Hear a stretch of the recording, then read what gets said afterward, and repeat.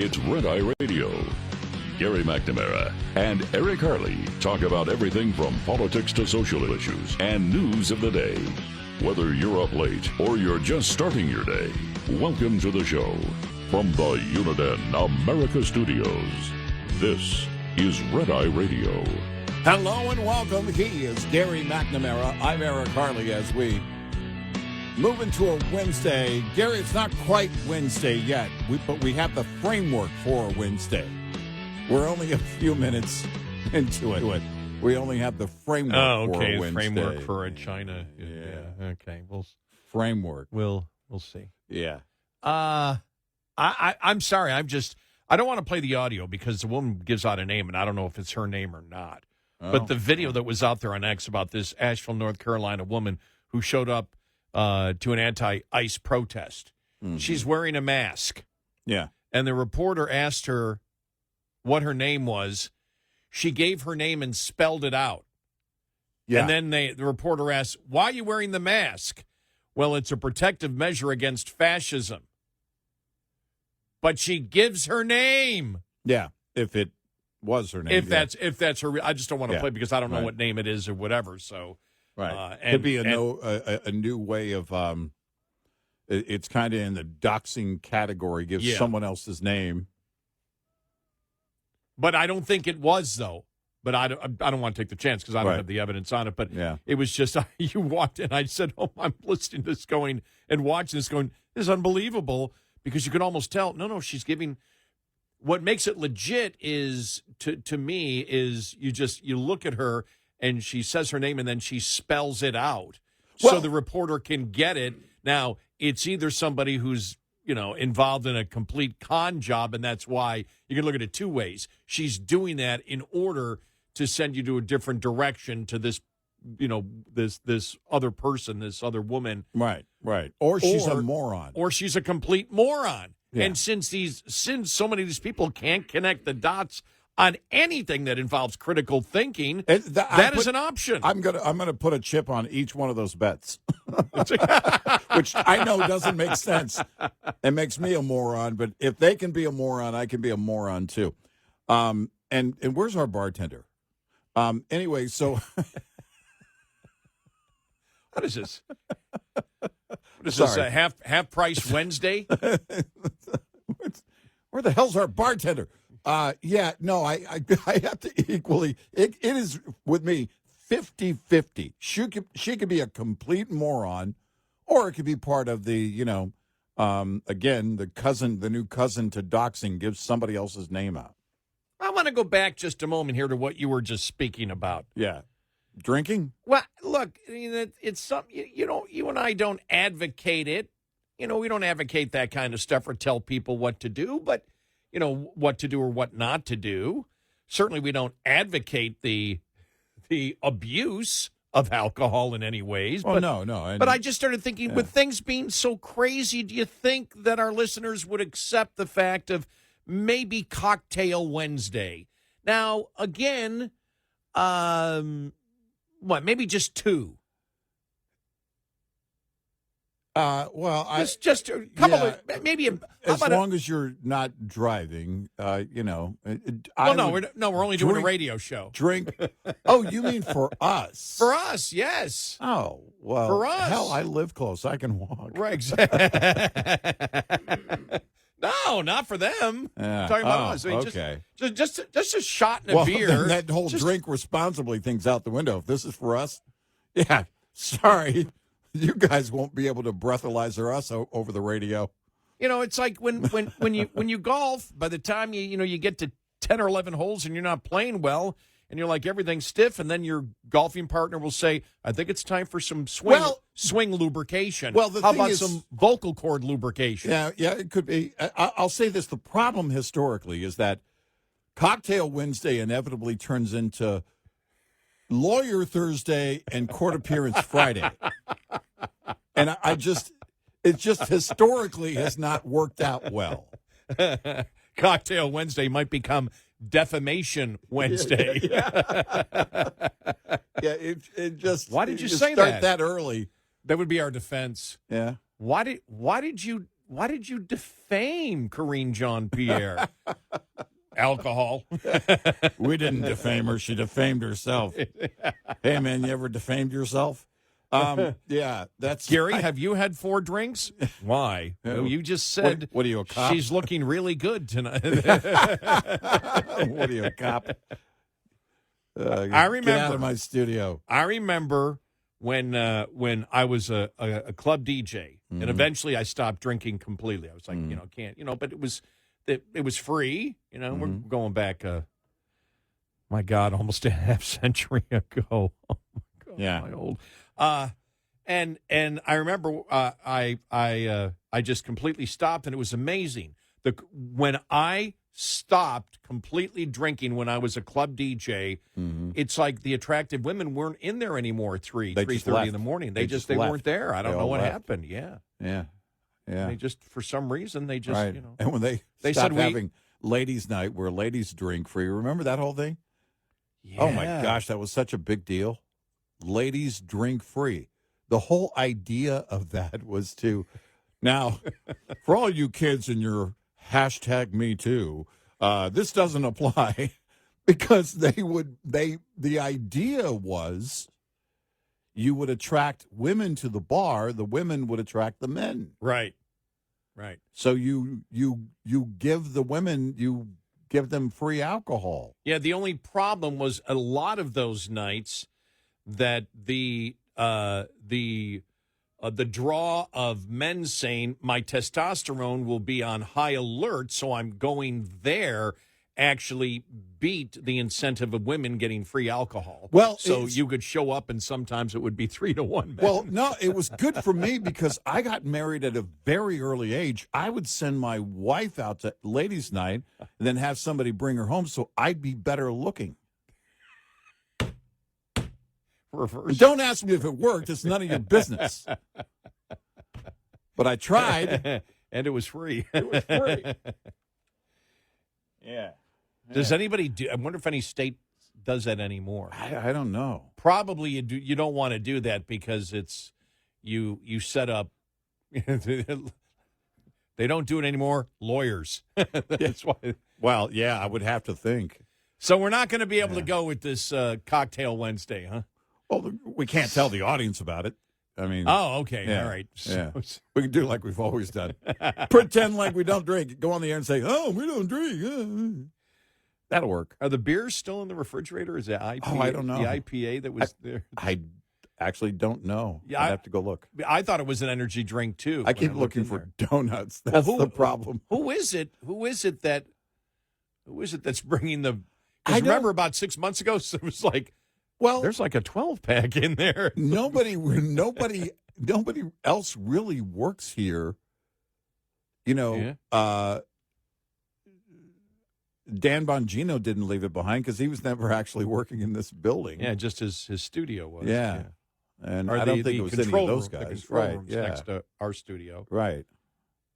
And Colonnades now, that show, that's basically the Bongino crew. I don't know. It's our production crew is raising their hand for some reason.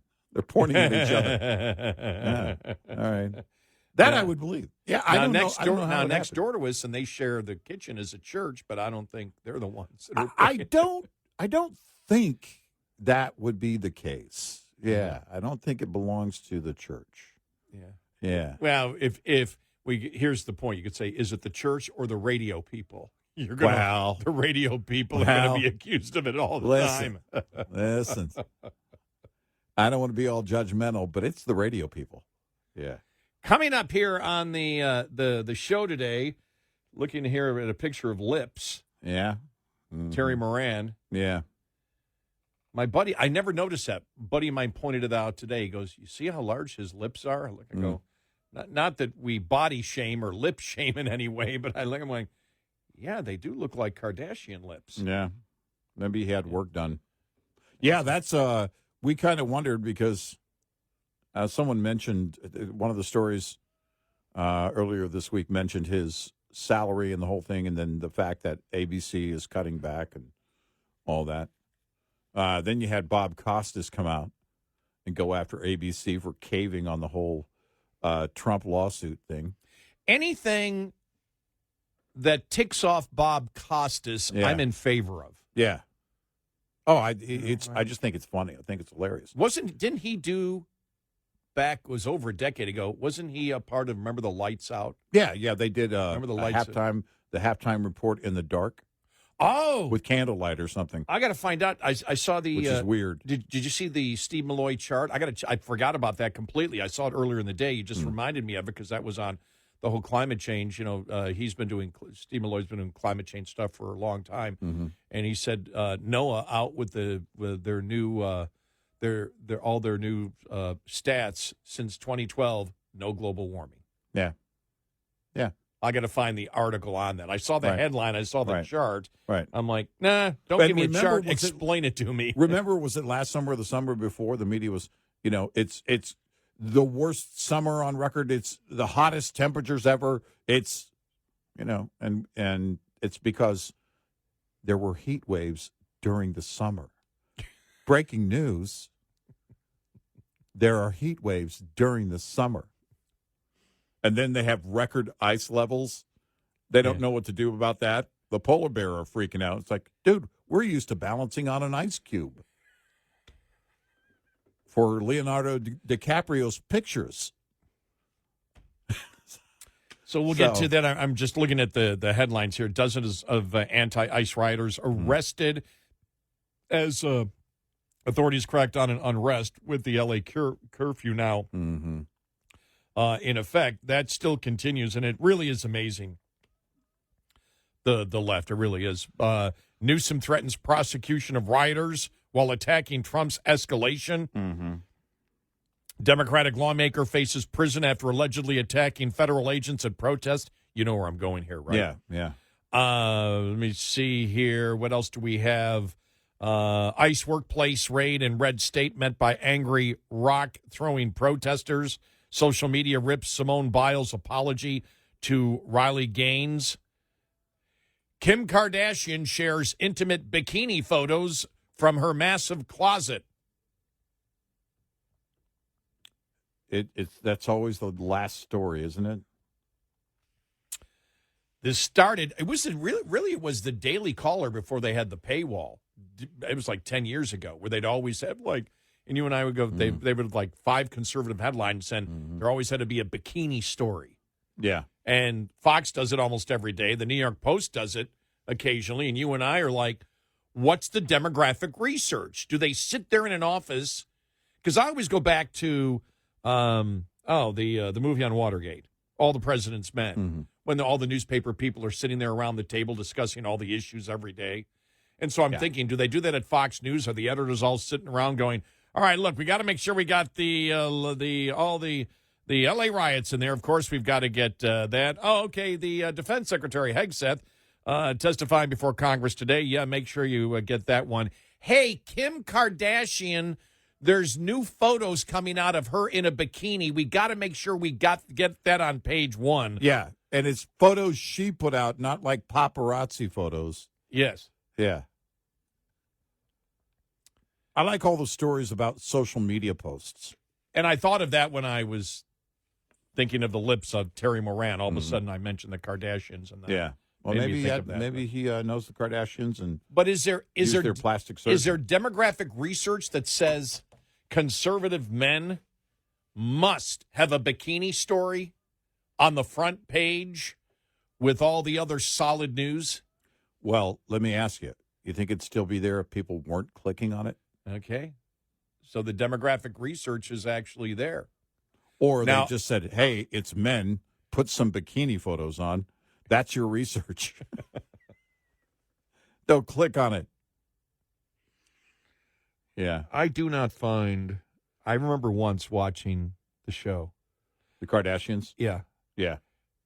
Maybe if none of them, and I know they're business people and everything else, but that show was torture. I watched 5 minutes of it. They were all sitting around having dinner and gossiping. It was torture to watch. Yeah. Absolute torture. Yeah. I was like, I'm just watching this. Okay, let me stay with it another minute long. And this goes back, 20 years ago? Right. When they first started all this? It was like, stop it. Just stop it. Right. And I've never found them attractive. It was always a bizarre. They always just had a bizarre tone to the way they talked. Yeah, for me, never was like, don't. That's something I don't get.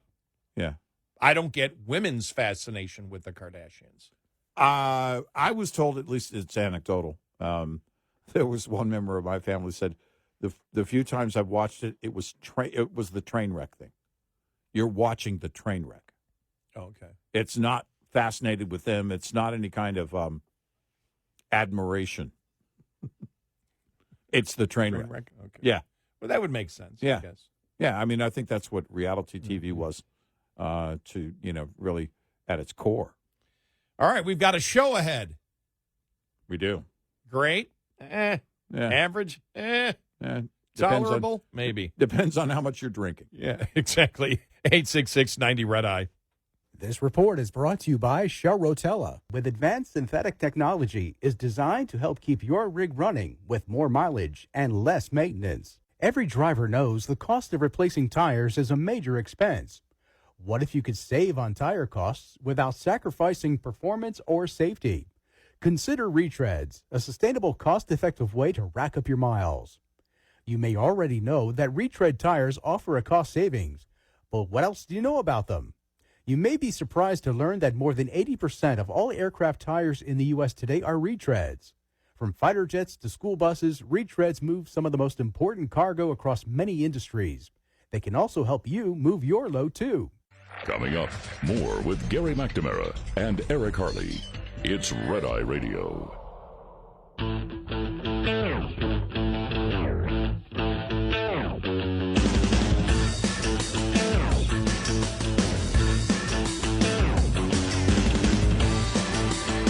It's Red Eye Radio. He is Eric Harley, and I'm Gary McNamara. I tell you, I was surprised, though, that ABC let Terry Moran go, though. Didn't think that. Yeah, I figured they would just suspend him for 30 days and then bring him back. I really didn't think. I was amazed at the reaction. Do you think that the reason isn't Trump being president or the threat of the authoritarian coming down on the media, but it comes down to what it always does? Advertisers are now objecting. I think there could be that. I think there also, if you're going to make an example out of any of them, it's Terry Moran. You know what I mean? It's not at the top level. You don't take the most visible or the most well-liked person. You take somebody that basically the audience doesn't tune in for. Terry Moran was never a draw for any audience members. So they were at the end of their agreement, according to ABC. We were at the end of our agreement, and based on his actions and what he posted, we decided not to renew. And that was the gist of the statement. Well, Terry Moran's not a draw for any viewers. You could put anybody in that reporter's position to do what he does, and you're going to have the same very low number of viewers. Then I have a management question. If I'm the head of ABC, who is our draw? No, I think that's a very good question. I don't know who that would be these days. I don't see how The View is still on the air, but they are. I don't know. That's right. Really, they're technically in the news division, aren't they? Yeah, they are. Yeah. And I don't know who that is. David Muir, it is not really, but I mean, because here's the thing: what they look at too. I think they're looking at this audience, diminishing and really kind of going away. I think this was the way to get rid of somebody who really doesn't matter, but try and make a point, try and make it seem like they're trying.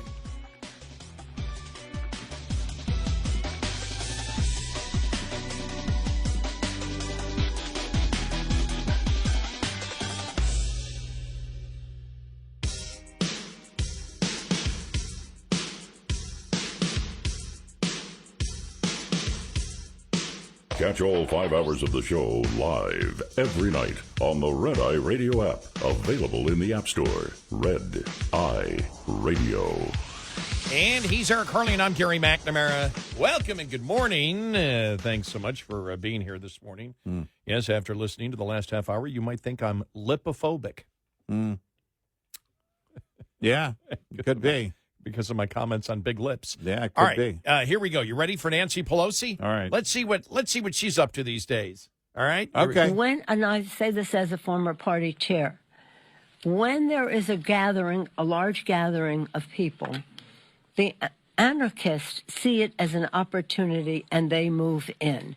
So always have to be careful whether you see a burned car or a broken window or whatever it is. It may be the exuberance of the moment, but it may be the anarchist setting in. I heard one of the... When you see a car burning in L.A., it may just be the exuberance of the moment of people watching. Yeah. That's what I don't even know what that's supposed to mean. Well, and is an anarchist the same as an anarchist? Did I miss a word during word class? It could be I miss a lot of words. I just didn't ever pick up on the word anarchy. I mean, it was the past 48 hours have been a zoo. I mean, the New York Times article, did you see that one? Fake images and conspiracy theories swirl around L.A. protests. Disinformation spreading on social media platforms has already stoked a tense situation. Here's Molly Hemingway, Fox News contributor. Yeah. Here we go. All right. The New York Times is telling people, do not believe your lying eyes. Believe us, the people who spread the Russia collusion hoax, who spread conspiracy theories about Brett Kavanaugh. Believe us when we tell you that what you see on video from first-hand accounts isn't real. And as you point out, this is just weeks after they've all said, oh, we did such a bad job with Joe Biden when we said that what you saw with your own eyes was a cheap fake. And what are they doing yet again but saying this is a cheap fake? It's true. Yeah. I mean, I hope this goes away because I don't always like being in this sense of perverted awe of the absolute stupidity, the absolute lack of any type of self-awareness coming from the left. And they always seem to take it, and maybe this isn't any different than the whole Joe Biden thing or the border is secure, whatever. It's that they've been called out on everything. They have been shown to be pure political activist propagandists, that they're not looking for the truth at all. Right. They acknowledge, for example, the entire thing with Biden. They all, the whole Jake Tapper's book made them say, okay, we missed this, or we should have covered it more. I mean, they know that it's not working for them. Right. And they just keep on doing it. That must be, I think it's just the desperation, as you and I said before, they have no place else to go. Well, what else are they going to do? You lather, you rinse, you repeat. And the thing is the bottle doesn't tell you how many times to repeat, so they just keep repeating. They've shampooed their hair 100 times today because they don't know anything else. There is nowhere else for them to go. They have no other argument. They have no other tactic. And I have to believe in the back of their mind, it's man, this really should have worked, so I'm going to try it again. I don't know why it didn't work the first time, so I'm just going to try again. I really expected it to work because the left got away with so many things over the years. Now, not with us, not with critical thinkers, but they could sell things to many many American people. They would get enough people on their side But I have to think, too, you know how we've been saying they act as if social media and the internet doesn't exist? Yeah. It actually has been their downfall. Their downfall has been that they can't push something, put it into motion, and keep it in that same motion because people get in the way. They step in front of it. Just average, everyday people. I mean, you don't even have to be a wonk. They Google something and go, oh, well, that's not the case. You guys are lying. And they don't understand that whatever lie they put into motion is bound to be, there's bound to be a wet blanket on it very, very quickly, as opposed to where we were even in 2008, even though we had the internet in 2008. When Obama was coming in, we didn't really have social media. It wasn't prominent. Right. It wasn't, nobody was on social media. Nobody was watching YouTube. Nobody was breaking things down. And, except for talk radio, conservative talk radio. And Russert would do it on Meet the Press. Russert bring up the videos. did a very good job on Sunday mornings. Yeah. But, you didn't have the collective. When Elon Musk said, you are the media, that's really what we have been saying for years. You have the ability. You've got the computer right there in your hand. You just have to have the will. And people now, it's not even, I think with people, it's not necessarily the will to go seek the truth. It's just the simple curiosity to seek the truth, to get an answer. And if you say something to people, immediately they'll look at their phone and start Googling something now.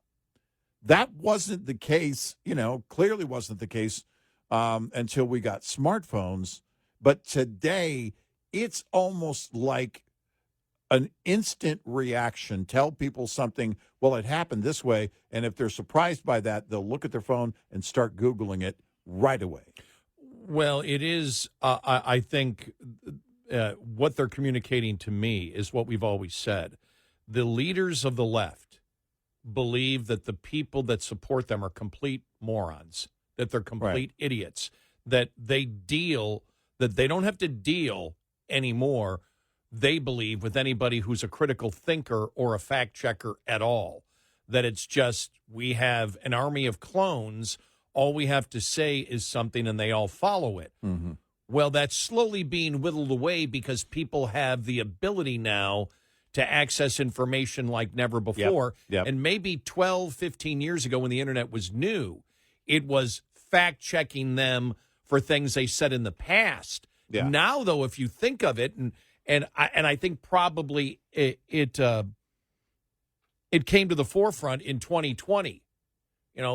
It's a mostly peaceful protest. Yeah. Now it's not actually going to the past to show that you're a hypocrite, that you said something back then. Now you're saying something, in 2020, the mostly peaceful protest, which now has become a joke. Yeah. Part of the popular culture is, it's a riot if the media tells you it's a mostly peaceful protest. Yes. Then things are out of control. Right. Those are the key words. Democrats, you've succeeded in, as we've said, in many arenas of changing the definition of words. Well, unknowingly, you change the definition of that phrase, mostly peaceful protest, because now in popular culture, everybody laughs at it. But now it's the left, as we have brought you just the last couple of days. Something is currently going on. We brought you the two Democrat Congress people from California that were saying, oh, no, it's completely under control. On the liberal network, one on CNN, one on MSNBC, and there's a riot. There's cars burning. The one was saying, oh, it's under control. You couldn't even see the street. It looked like a drone or a helicopter shot. Yeah. It was smoke all over the place. Right. It looked like a dystopian nightmare. And they're like, no, everything's fine. Everything's fine. Now they're doing it in real time. Well, and now we can fold in the Terry Moran kind of effect, right? You get to a point, whether you're a reporter or an anchor in the liberal activist media, over the last, I'd say at least 20 years, but I mean in the age of cable news and everything else, and there being just so many liberal activist media types, when they made it to that level, think about this. The word he was getting anywhere between 600 and 900,000 a year. That's a lot of money. And if you think about when you're put into that place, you're thinking you're getting that money because, you hover above everything like a god, Evan Thomas describing Obama, because your words impact people's lives. Well, for Terry Moran, that didn't work out in the end, did it? But this idea that what you say is the truth, and again, you say it, you set it into motion. Well, that's not the reason ABC News and all of the legacy media, in terms of the liberal activist media that pretends to be journalists, the reason that that's going away is the same reason. Whether it doesn't matter if it's Nancy Pelosi, Hakeem Jeffries, Mayor Bass, Governor Newsom, or somebody in the liberal activist media saying something, they believe they can just say it. It's the truth. Remember, it's not a lie if you believe it. It's not a lie if you can make others believe it. It becomes their truth. That's the idea. We're going to control the narrative. They were in control, we know this now, of social media, thanks to the FBI at the time. They were in control of the messaging. They knew they could, everybody, by the way, there's no way that the liberal activist media wasn't aware of that setup of the FBI at Twitter back in the day. There's no way that the insiders in media and the liberal activist media didn't know that. They knew that, because you're not going to hide something like that. There were way too many people working at Twitter, and it was way too easy to see it. There's no doubt in my mind they were aware that was going on, and they thought they controlled the message on every level. We'll throttle you down if you're the opposition, if you're somebody on the right who even asks a question. What? The lab leak theory? Sorry, you've been banished from social media. Yeah. This is what they thought they were going to get away with.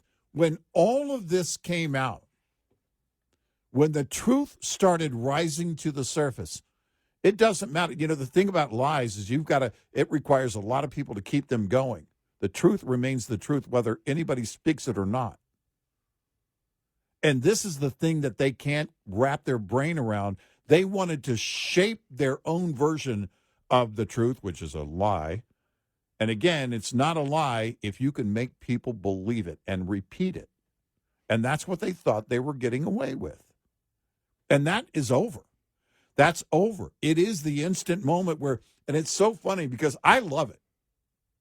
Be talking to somebody and then all of a sudden, and it was not the case before. But in recent years, and I think you're right, I think it's all the lies that were told, and then people, they'll just look at their phone and then boom, they'll look it up and they'll find the truth on their own. That curiosity is what changes hearts and minds, because when you find the truth, the left can't reshape that truth. And again, not that everything is true on the internet or on social media, but people will seek out, if it doesn't sound right to people these days, they will look for it. There are more people, more and more, looking for the truth. But the difference is this week, you didn't have to Google anything. Right. In 2020, when the mostly peaceful protest whole thing started, you didn't have to Google anything. Right. It was there in front of you. Your eyes were seeing it. Right. They were doing it in real time. Right. And that's the point. That's even worse because it entails no effort on your part. Joe Biden is fine. He has no cognitive issues. Right. And we were watching it as it was happening. 866-90-RED-I. Lines open for your calls. 866-90-RED-I on Red Eye Radio.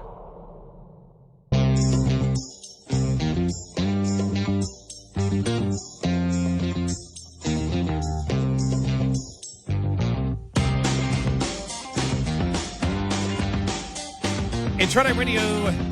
He is Eric Carly, and I'm Gary McNamara. Welcome and good morning. The politics of the L.A. riots. What's going on after the curfew? We will get to that.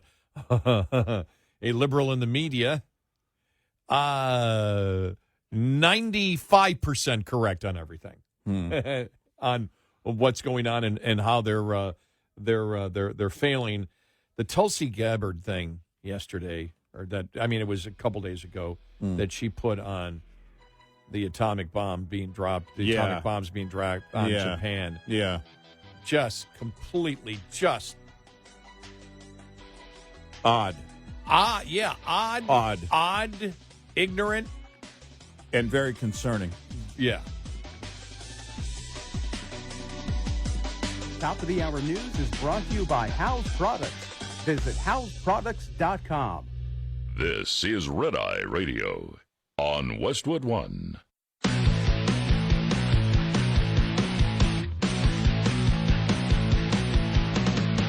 Now, it's Red Eye Radio.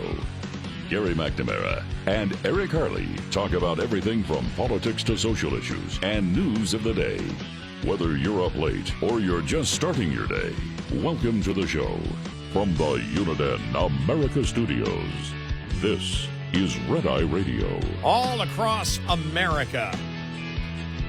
He is Eric Harley, and I'm Gary McNamara. Welcome and good morning. Thanks so much for being here this morning. Thank you. You know, the one thing I wanted to finish a thought when we were talking about Terry Moran and ABC letting him go for what he said about Stephen Miller, one of the president's aides. And I asked you the question, because we were talking about, you said, well, Terry Moran's just a reporter. Who is the person who is a celebrity? Who is, because they're all celebrities, I guess. Yeah. When you do right, this, right. And any of this, you're a celebrity of some sort. But who are the people that are the draws? For example, at ABC or NBC. What is the talent? Because you were saying, the amount of money that he was making, probably close to $1 million. And they look at it and go, yeah, but you're not really the draw. And I asked you, I said, well, if I'm president of ABC, I might be asking the question, well, who is the draw? And it was like, wow, that's not a bad question. And I just want to expand on that a little bit, because you can make the case. You can look and you can say at Fox News, you can throw out a bunch of different names. Oh, yeah. You can throw out, Jesse Waters, Sean Gutfeld, whatever, Laura Ingraham, whatever. Right. That you can look and you go, okay, people actually go to see, the Brett Baer. Yeah. People go to actually watch those particular personalities, which means they have a draw. Yeah. You look at it and you go to CNN. Who gets the most publicity of CNN? Scott Jennings. Now, it hasn't turned out that having Scott Jennings on there has increased the audience. It may increase the views they get on social media, though, tremendously. Right. But it's conservatives. But the fact is, they don't know where they're going. There has been no consistency there, as we know on CNN, except for the fact of what they have done in the past, which hasn't helped them at all. But you look at even MSNBC. Anybody who's really popular there, Rachel Maddow's on once a week now. Yeah. There are no consistent huge personalities, if you want to say Morning Joe, but they've sort of destroyed their credibility, and their numbers aren't anything to talk about when you look at their ratings. So when you look at the media overall, when you say, NBC, Kristen Welker is a draw. Right. Who actually is, the big... Because I didn't think Chuck Todd was either. No. Rachel Maddow was. Rachel Maddow, definitely a draw at MSNBC. Definitely a draw. Yeah. But she not only works once a week. Right. And, Joy Reid's gone. Was she really a draw? I mean, she just a complete nutcase. They finally figured that out. Right. But you look at it and you look at overall in the media, who is that draw? Right. Do people seek you out because you entertain them and teach them something? Yeah.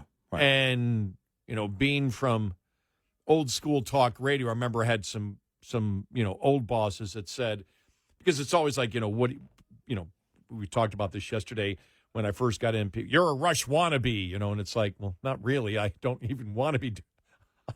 I'm a talk radio not wannabe because I didn't want to do this show. Yeah.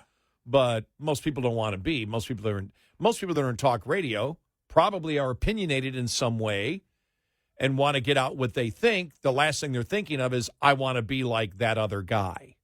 Some might, because people go in and they go, I really like the way that person did that, so I'm going to do that. But most people end up being their own personalities because they're unique and autonomous human beings, in talk radio. So people will come to them because they enjoy what they do. Mm-hmm. It's what they do.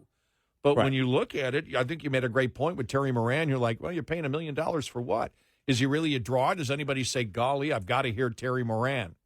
See, I don't think that is the case. I think they look at it, and say that he's not a draw. He's, I don't think that's the case. I mean, I don't think he's a draw.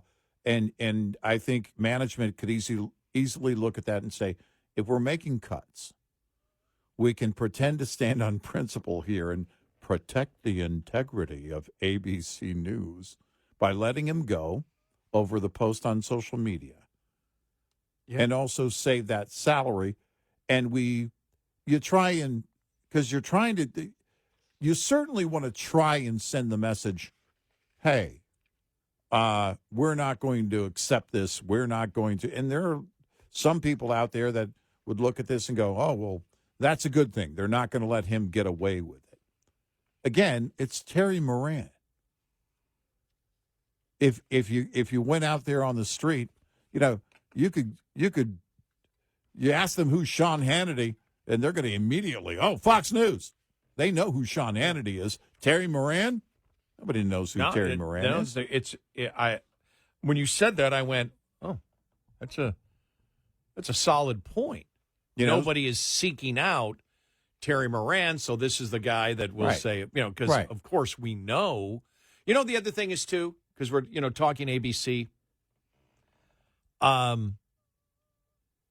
It's just on YouTube. It's been coming up in different all the when I put it in shuffle. I'll get the Forbes page, which is just great stuff going on in Forbes Congress. Breaking news. Forbes breaking news is really good. Yeah. They're really good. I search that out because of the content that they provide. Right. It's easily accessible, and they'll have the entire hearing, and they'll have individual senators or individual Congress people and their 5 minutes. It's very easy if you're in talk radio. You search that thing out because I love it. It's really, really good. But I was thinking, wow,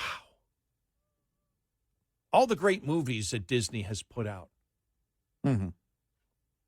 I think Seabiscuit was a Disney movie. Oh yeah. And I just saw clips of it came up, and I went, what a great movie that was. Mm-hmm. Miracle is a Disney movie. Mm-hmm. I'm like, my God, it's so easy. Right. I mean, movies are hard to produce. Right. Yeah, it was a. What about someone mentioned the other day, they were talking about a movie they were in, and it was Buena Vista Pictures, which was Disney. Let's see here. It wasn't The Sandlot, because that was 20th Century Studios. But they said, and it was a classic movie. It's like, yeah, it was Buena Vista. And so that was Disney, and Disney had this, policy of, blah, blah, blah, blah, blah. And you think about. Oh, man, maybe it wasn't it was Secretariat. Secretariat. Yeah. Secretariat was a Disney movie. Yeah. Remember the Titans, even though it was more fictional than reality. But it doesn't matter. The Greatest Game Ever Played, which is one of the best golf movies out there. And it's about, I've got mind blank here. I just can't think of the golfer from Francis Ouimet. And it's interesting because by the way, this all really works out well. Won the U.S. Open, what was it, 1914, whatever. Yeah. Probably those when you look at when they looked at back in that last century, They looked at the greatest sporting events of all time, the Miracle on Ice and Francis Ouimet winning that U.S. Open. Right. Because he came out of nowhere to win it. But it's a great movie. And I went, wow. It's just, it's really is such a great movie. The Rookie. Mm-hmm. About Jim Morse, who became the pitcher at 36 years of age. Just so you know, if you've ever seen that movie, I thought I was going to be in it. I thought I was going to be in it because I was there the night that they filmed it here in Dallas at the stadium. Dennis Quaid was in it. When Dennis Quaid throws the pitches and strikes a guy out and then comes running back to the dugout, I'm right in the dugout, but you couldn't see me. And I was just standing there as an observer, and the camera's there. I'm like, are they going to catch me in this movie? I'm just standing here. I don't have a uniform on. But because we work for Disney, I was able to bring a couple listeners. They let us sit right there in the scene. And so when the movie came out, I'm like, wonder if I'm in it. No. They probably said, what's that idiot with the big head doing in there? Yeah. But, so when you look at, I guess, I thought Seabiscuit was a Disney, but I guess it's not. But, when you see all the problem that they have, right now, not being able to produce content, I'm like, well, my God, they produce some of the greatest content just by telling stories. Yeah. Just by telling stories of sporting events that happen are some of the greatest motivational movies that have universal appeal. And it's make movies that are entertaining and have universal appeal. Well, look, it's interesting when you look at like the media part of it or the news division. Remember when John Malone, when the investment group that he was with was coming in, and they were basically taking over CNN, and they were going to that purchase was going to happen. And he said, I think CNN needs to get back to straight news. And we said, boring. Yeah. You're not going to, that's not going to, sorry, even for me. I mean, I want real journalism. And maybe that's what he was trying to get at. But if you're talking about the cable TV presentation, the old Chuck Roberts presentation on Headline News, back in the day, it was great. In the 80s and early 90s. But it's okay if you have opinionated stuff. Just don't try and pose as journalists. Barry Weiss, who was part of the Twitter Files, the Free Press, her website that she started, subscription-based, and I think they have an honest approach. I may not agree with everything as it's written, but when I'm reading it, I don't have a question in terms of the honesty or agenda. I may disagree with them if it has an opinion in it that's not my opinion. I don't have a problem with that. Barry Weiss is not going to have a video going in the background of the riots and say this is a mostly peaceful protest. Right. Exactly. You're not going to use those words. I mean, that was dumb. And that's what we may disagree with her, as I do. I mean, there are some liberal viewpoints that she still holds. But Schellenberger, the video that you posted the other day that we played the audio from, Michael Schellenberger, same thing. These are, I believe these are people that are making very honest observations. They may have opinions that differ from mine. That doesn't bother me at all. The question is, are they doing it, and do they have an honest approach to what they're doing? That, to me, is journalism. But today, I have to wonder what the demand for journalism is.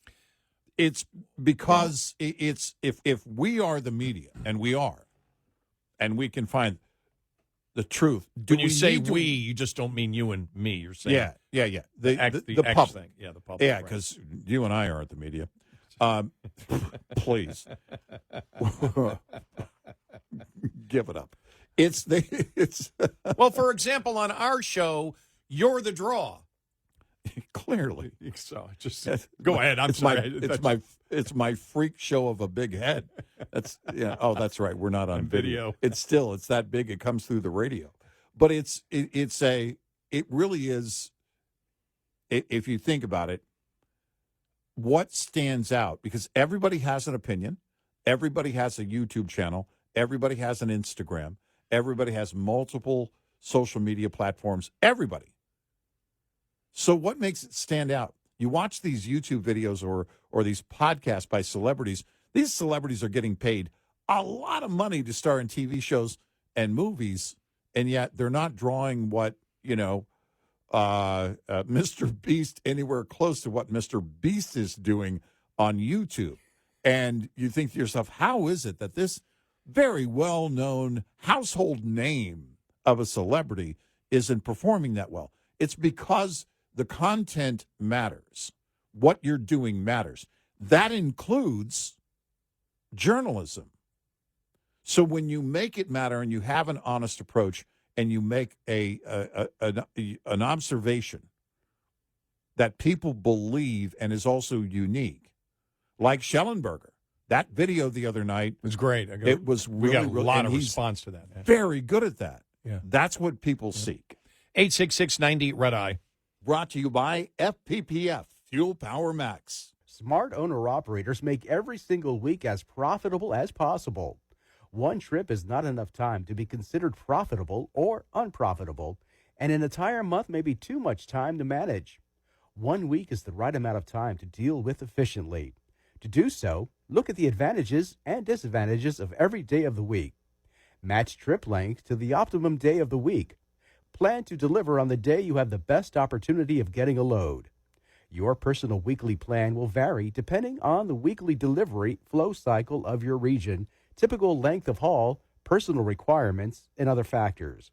What's important is to have a specific weekly plan that helps you be successful. Owner-Operator Business 101 is provided by Overdrive's Partners in Business program. Go to overdriveonline.com to the Partners in Business section of the website for more details on this and many other topics. Brought to you by Shell Rotella. With advanced synthetic technology is designed to help keep your rig running with more mileage and less maintenance.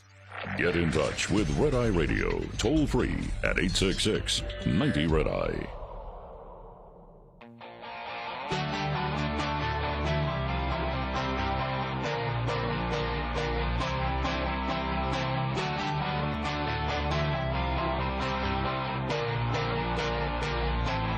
It's Red Eye Radio. He's Eric Harley, and I'm Gary McNamara. Coming up following the bottom of the hour, what liberals think, which you might be surprised, in the media about what's going on in L.A. But one thing I wanted to talk about, because we were talking about the whole Terry Moran thing, the problem even with straight journalism today is, when you look at it, and you and I encounter this problem, both of us in talk radio, and it's when you get on and you're supposed to, instead of really challenging the guest, yeah, you sort of, if they're on your side, you let them go. Right, yeah. And if they're not on your side and you question them too fiercely, you can't get them on the air anymore. Mm-hmm. You and I both discovered this as talk show host because we sat there. We didn't care. I never cared when I was interviewing someone.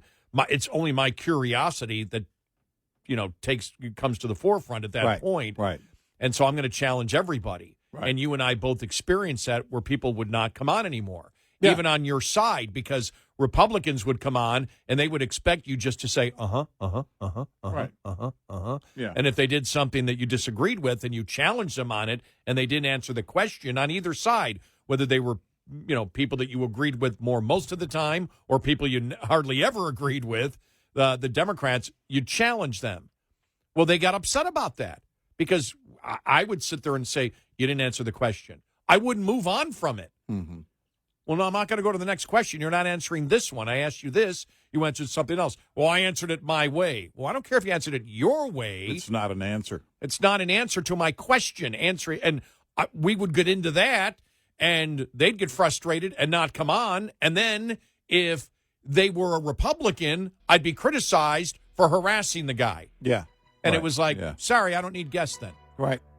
Exactly. Don't need guests anymore. Right. What's the purpose of having guests if you're not going to challenge them of their answer? I'm not here for your propaganda. Right. Yeah. And that's the problem.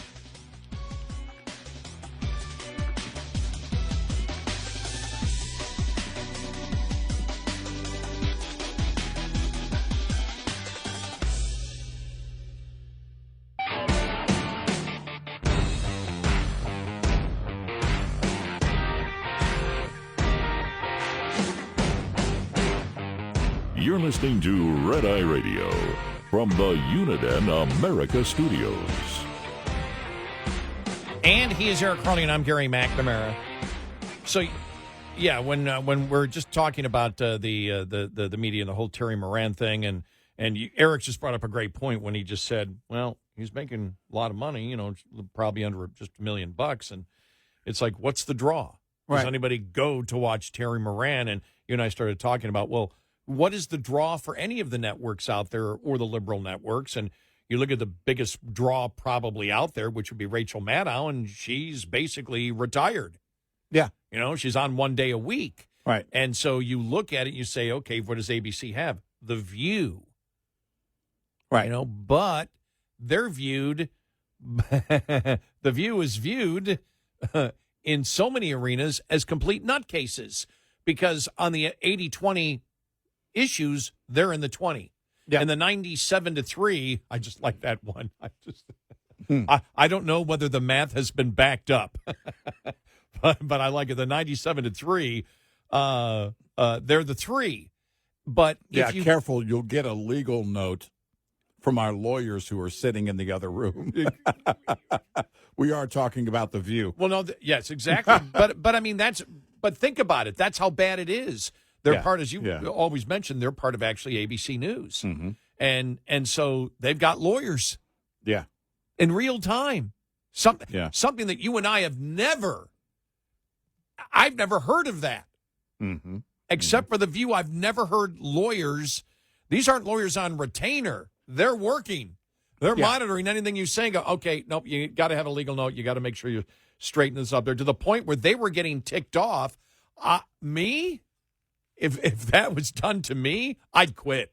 Well, I'm done at that point. Right. I can't imagine having to keep correcting myself. Oh, by the way, we may have defamed somebody because in my going on 36 years of talk radio, I've never had a legal note. Have you? No. Now, the thing is, there have been attempts to defame me, but the problem is if there is no fame, it's impossible to defame. Good point. Yeah. But when you look at it overall, people are more drawn, if they want unbiased news, they're looking it up for themselves on the internet. The problem, the problem with trying to do straight news is the fact that people want,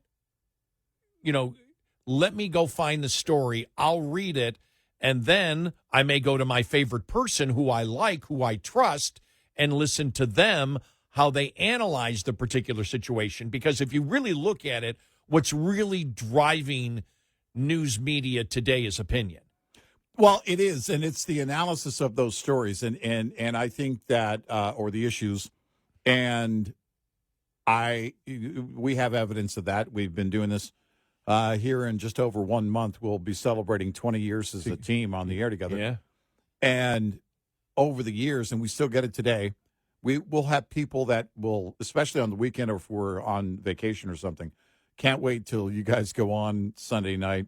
I want to hear your take on this. Or they get angry. Yeah, right. Because they do. And that's just we're not talking ego. That's just the reality of it, that people search out people with different opinions. And the analysis is part, that's that has to be a part of it. Remember when they were trying to do that in the media, when they were in the liberal activist media? Well, this is a CNN analyst. Well, they're an opinion maker. We're an opinion maker. We're opinion makers. We get paid to do opinion. Don't call me an analyst. We do analyze things, but that's not the reason that people seek us out. In what we do, people seek us out for our opinion. And that comes with the analysis. That's not, they were trying in the liberal media, they were trying to make that seem, the opinion maker, they were trying to make them seem more noble. This is a CNN analyst. Well, right, that they're not giving an opinion maker. They're not. It's not an editorial. No, it's exactly. It's analysis of it, and therefore, this isn't my opinion. This is just the correct analysis of the situation. Right. But people go. I mean, the people go to be entertained, and they go for opinions and analysis and all that stuff. They go for all of it. Yeah. And that's why and I think they're also looking. People that listen to conservative talk radio understand that the corporations don't tell the talk show host what to say. Right. They don't. Right. Doesn't happen. Right. There are no. I was having it was great because I was having a conversation with my father the other day, on that, and it was great because his cognitive abilities were there. Mm-hmm. The funny thing is, when it comes to analyzing the media, and because I'm a part of it. Even my sister said the other day, you talk about that, and he's like, all of a sudden his cognitive abilities come back completely. So we're making sure that every time I talk to my father that I'm talking about something that has to do with talk radio or whatever. Yeah. And it seems to kick off everything in his mind, which is absolutely, which is wonderful. Yeah. But if we've said this because people used to say, well, you guys are part of the conservative military, whatever it is, industrial complex. Mm-hmm. And as we've had to point out, the majority of the bosses that I have had and management that I have worked under in my talk radio career have been liberal. Yeah. Yeah.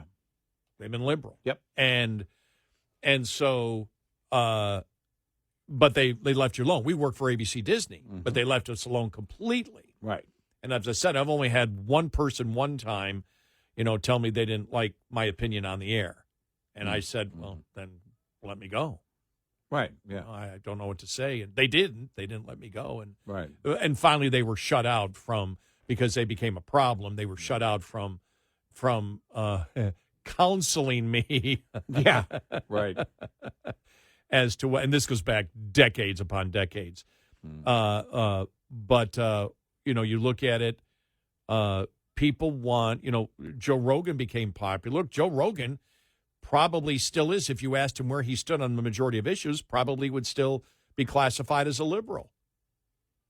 You look at, I look at a Mark Halperin, for example, who's more of a liberal. We play him all the time because he's giving pretty good opinions and analyzing situations pretty well. Right. Scott Jennings. People may not be drawn to him to watch him on CNN because traditionally it's been mostly a liberal audience, but his audio clips and his videos that he puts on social media are probably going through the roof. Oh, they go viral, yeah. Yeah. And so that's the problem with doing straight news. Straight news really isn't very entertaining. Well, it's not. Compared to what else is out there in the marketplace. Well, I think it's for a number of reasons. It could be, depending on the story, that it's just until you break it down, it doesn't become interesting. It also, I think, is the fact that we have less trust that we're getting the entire story. Even if we aren't concerned about bias, are we getting everything in the story? You and I have been dealing with that because of what we do for a long, long time. And we'll even mention sometimes when there's a new story or even a breaking story during the program, it's like, okay, there's some things that we don't know yet. There's some things that we're not getting the whole story here.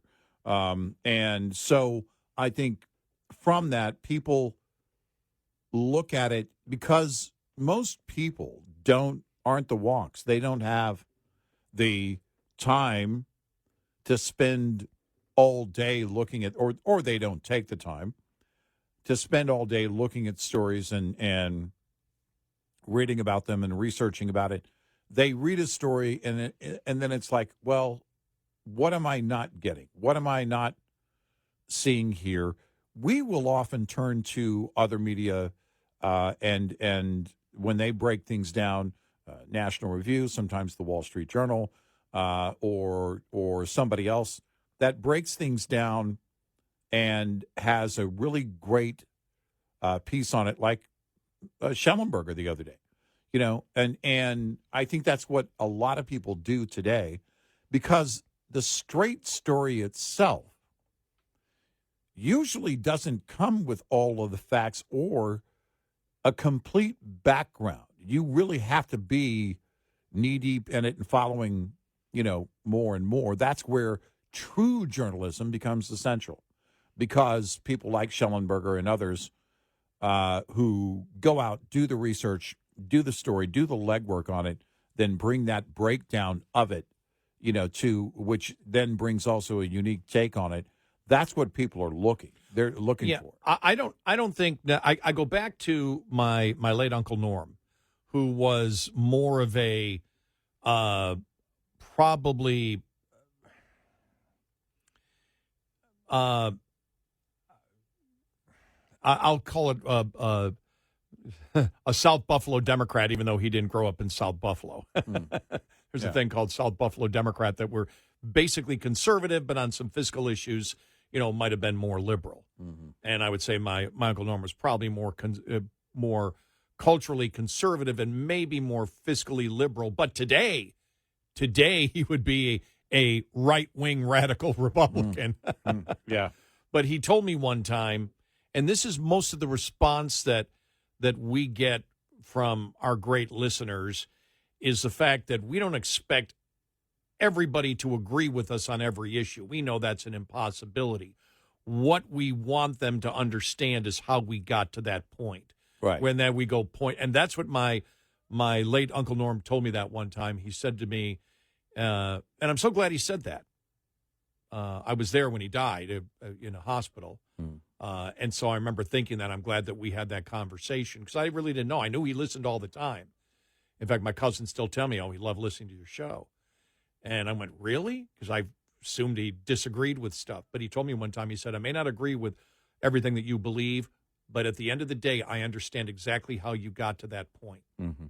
You've connected the dots to me, so I know that your opinion and your analysis, well, your opinion, not necessarily analysis, your opinion comes from a moral place, even if it disagrees with me. And I went, oh, okay, that's really good. I mean, I didn't say this that way to him. I thanked him, but in my mind, I'm like, that's really good, because that's the best I can do. Yeah, it's all I know to do. I can't do better than that. That if you disagree with me, you go, I disagree with you, but I understand how you got to that point. There has to be some critical thinking, some consistency, connecting the dots. And the reason that it's so easy these days is because just dealing with what we've dealt with this week with the riots in L.A., there's no connecting the dots on the left. It's just pure insanity. It's just chaos. It's just chaos being thrown every which way. Nothing makes sense. There's no consistency in the argument at all, which makes it easy to argue. And I think that's what people are looking for. I think people, what I get in all my discussions is exactly that. That you guys connect the dots. Even if I disagree with you, you connect the dots so I know where you came from. And I think that's really, really important, because we live in the era where slogans are thrown out, and that's it. Here's a slogan. Well, that's the thing I think that the liberal activist media doesn't see, that what they're trying to float is empty, and people see that. They know there's nothing behind it. Now, some are okay with that because they're okay with lies being told. They're okay with trying to portray it as something that it's not, in order to fulfill the agenda, We've heard that, actually. We've had liberal callers admit to that back in the day. I'm okay with Obama lying because it gets the agenda done. And back then it did. Still does to a large extent today. But more and more people know that type of lie when they see it. They know that it's empty. There's nothing behind it. And so it dissolves very quickly. People are looking for something that really means something and has substance behind it. And I think that's what we're seeing with the breakdown of the media and why people aren't watching the media like they used to. Well, this all started because of what you said about Terry Moran getting let go from ABC. You said, well, what's his value? Do people go, is he something that people seek out? And you made the great point. It's like, no, they don't, which got us just to analyzing the media in general and straight news versus opinion. 866-90-RED-EYE. We'll be right back with more Red Eye Radio with Eric Harley and Gary McNamara.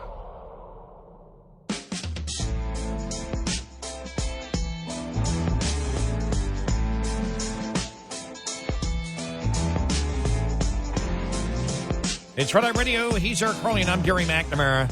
Coming up following the top of the hour, analysis from three different people. Five if you include us two. But two liberals and one conservative. Who wants to include us? Well, we'll be analyzing what they're saying, so I guess I had to include us. Okay. I mean, we do have a small part in the show. I mean, it's just a small part.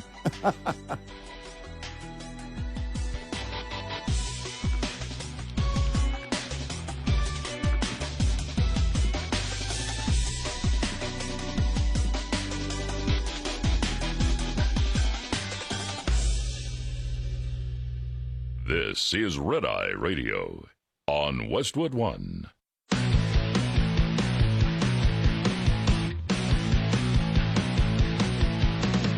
Now, it's Red Eye Radio. Gary McNamara and Eric Harley talk about everything from politics to social issues and news of the day. Whether you're up late or you're just starting your day, welcome to the show. From the Uniden America Studios, this is Red Eye Radio. All across America, we are Red Eye Radio. He is Eric Harley, and I'm Gary McNamara. Good morning. Bunch of different polls out yesterday. Oh, yeah? That show, I mean, when it comes to what Trump is doing, I mean, overwhelming support. Two of the polls, I think, showed him double digits, and I think like 19, 20, I think one was 20 points. But I think the one poll that really blew my mind, Harry Enton will have it that audio coming up here in a little bit from CNN, saying the biggest movement in Donald Trump and his deportation, I guess executive orders, what he is doing, the biggest movement has been Hispanics. The movement 40 points. He was down 32 in his first term. He's +8. Wow. You don't see movement like that. No. Ever. No. Not for a Republican, no. And so we look at this week, and as I've said, there's two liberals and one conservative writing on this. And first one was Chris Cillizza on X. Okay. Now remember, he is a liberal. Yeah. Here's a blunt reality. No one cares about the intricacies of Donald Trump's deportation policies or his decision to call up the California National Guard when cars are being set on fire, freeways are being blocked, and rocks are being thrown at cops. For all the talk among liberals about how calling up the National Guard is a first step in Trump's authoritarian plan, there's a 0% chance that anyone who isn't liberal cares about that right now. And that's it. Yep. Any attempt to have a nuanced conversation about the aggressiveness of Trump's deportation policies, and then he writes, and the very valid criticisms of them, remember he's a liberal, is impossible when the images coming out of L.A. are being beamed across the country and across the world. And I would tell Chris Cillizza, sorry, A valid criticism is not, we're trying to get, because that's still the focus, as Homan said, not that you can't get caught up in the net, but the focus is illegal immigrant, violent criminals, gang members. Yeah. That's that, and people that have deportation orders to leave the country. Yeah. If you think you've got an argument against that, you are sadly mistaken. If Chris Cillizza thinks that. Then we have the free press, and we've talked about Roy Teixeira many times before. In fact, really, it was we're to June already. Think about where we were last year at this time. Almost halfway through June, yeah. All right, so Biden was still in, and I believe it was right around this time a year ago, where, not that we hadn't mentioned him before, but Roy Teixeira and also Douglas Schoen, Roy Teixeira, by the way, runs the Liberal Patriot website there. And he came out last year with a column, and so did Douglas Schoen, who is a Democratic consultant and been one for decades upon decades upon decades. And what they were saying is, for Biden to win back then, well, you got to sort of embrace MAGA. Yeah. You got to embrace right. This is what people think, and you're way off on the issues. Well, he wrote this column, Roy Teixeira did, in the Free Press. The L.A. riots are a Trump ad.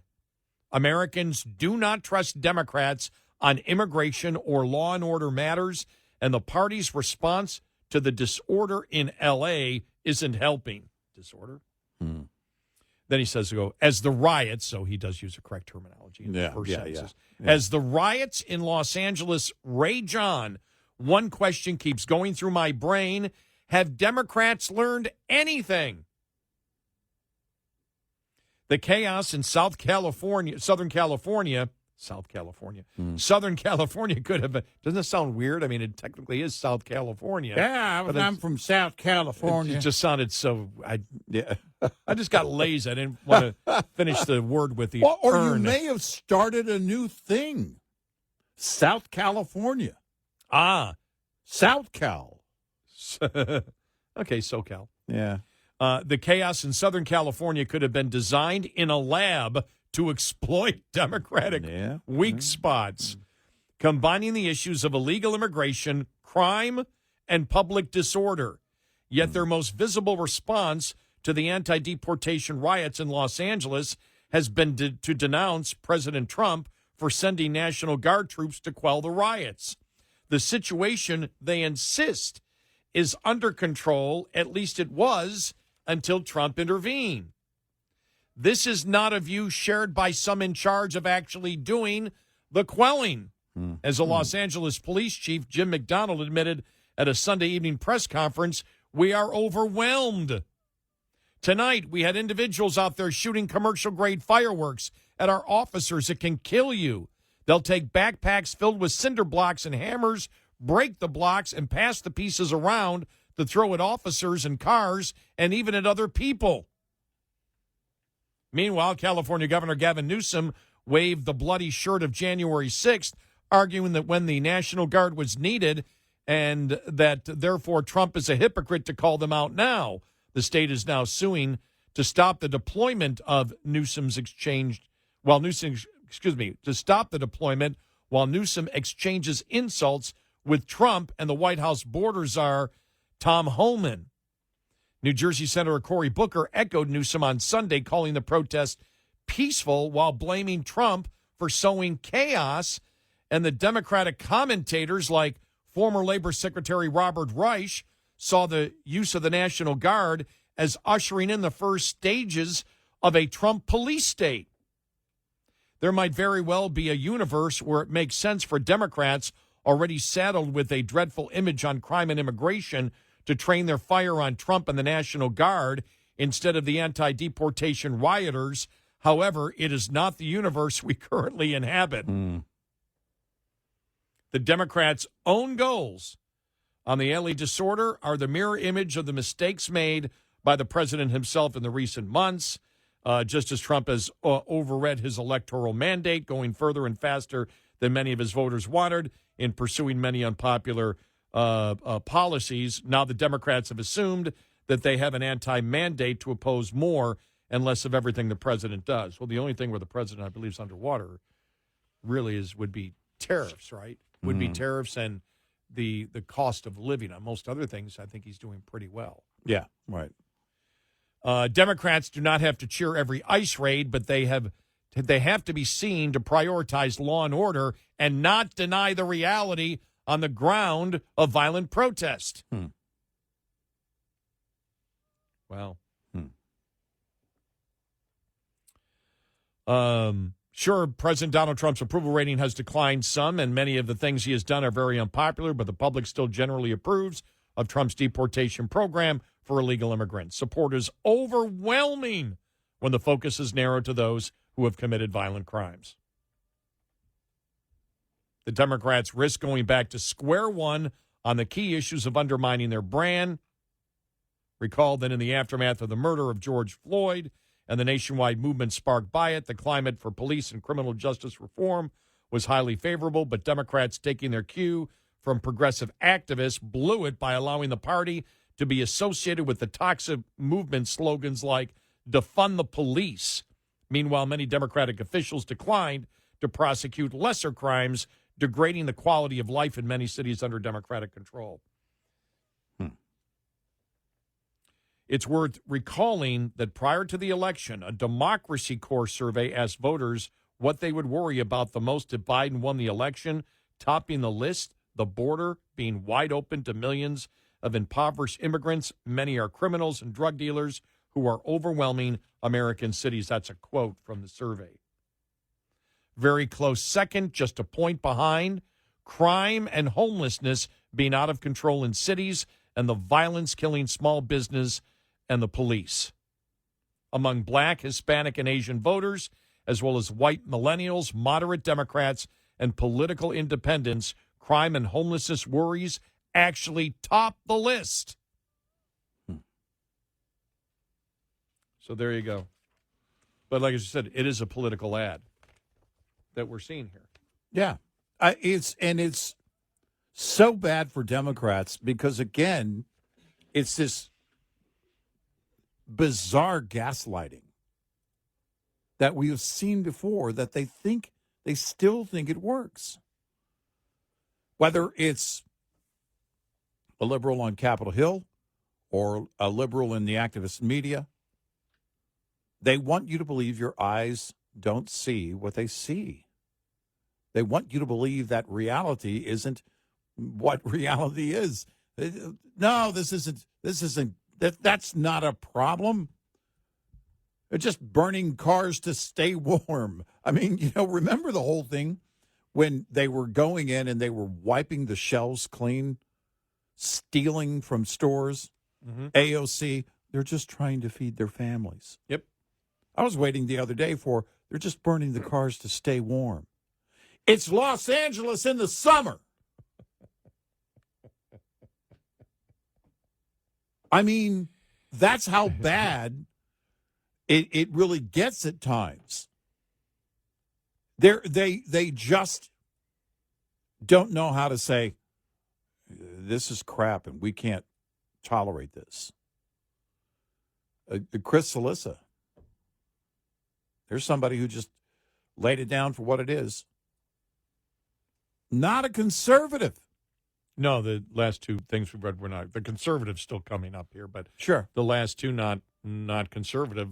You can't loyal look at this, loyal Democrats for years throwing rocks at cops. I was again. We heard it years ago. Defund ICE. Abolish ICE. That was part of the defund the police. Kind of in that same time period. Basically, anti-authority across the board. Well, this is highly organized, to be clear. What's going on in L.A. is highly organized.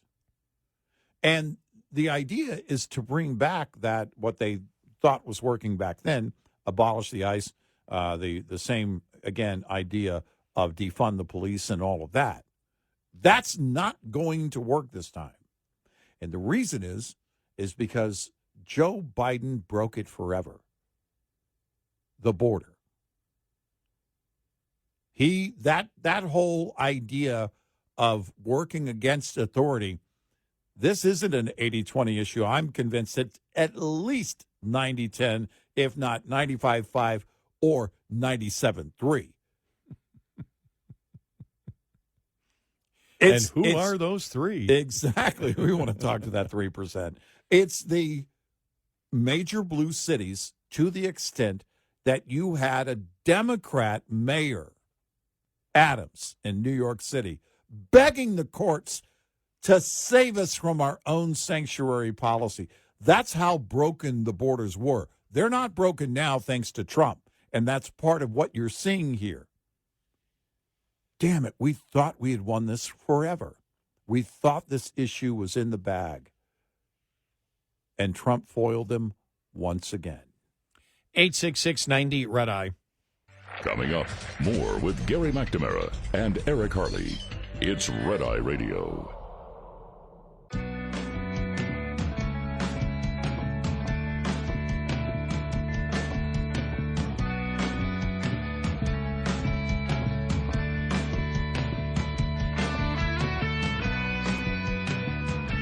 It's Red Eye Radio. He's Eric Harley, and I'm Gary McNamara. Welcome and good morning. Thanks for being here. I made a mistake before when I talked about the CNN poll that Harry Enton was talking about. I said Hispanic. It isn't. It's immigrant voters. Oh. It's people that have come to the United States, are legally here, and are voters. Listen to this from Harry Enton. Okay. Here we go. Let's just sort of start off on the fact that immigrant citizens, immigrant voters, foreign-born voters have gone tremendously to the right on this issue in 2024 and 2025 versus where they were in 2020. Closest to or trust more in immigration. You go back to 2020. Democrats, get this, held a 32-point lead on this issue. Immigrant voters were in the Democratic camp. Jump forward to 2024, 2025. Look at that shift, a 40-point shift to the right among immigrant voters. Republicans now lead on this issue by 8 points over Democrats, more so than any other group that I could find. The group of voters who became more hawkish on immigration were, in fact, immigrants themselves, immigrants who are registered to vote in this country.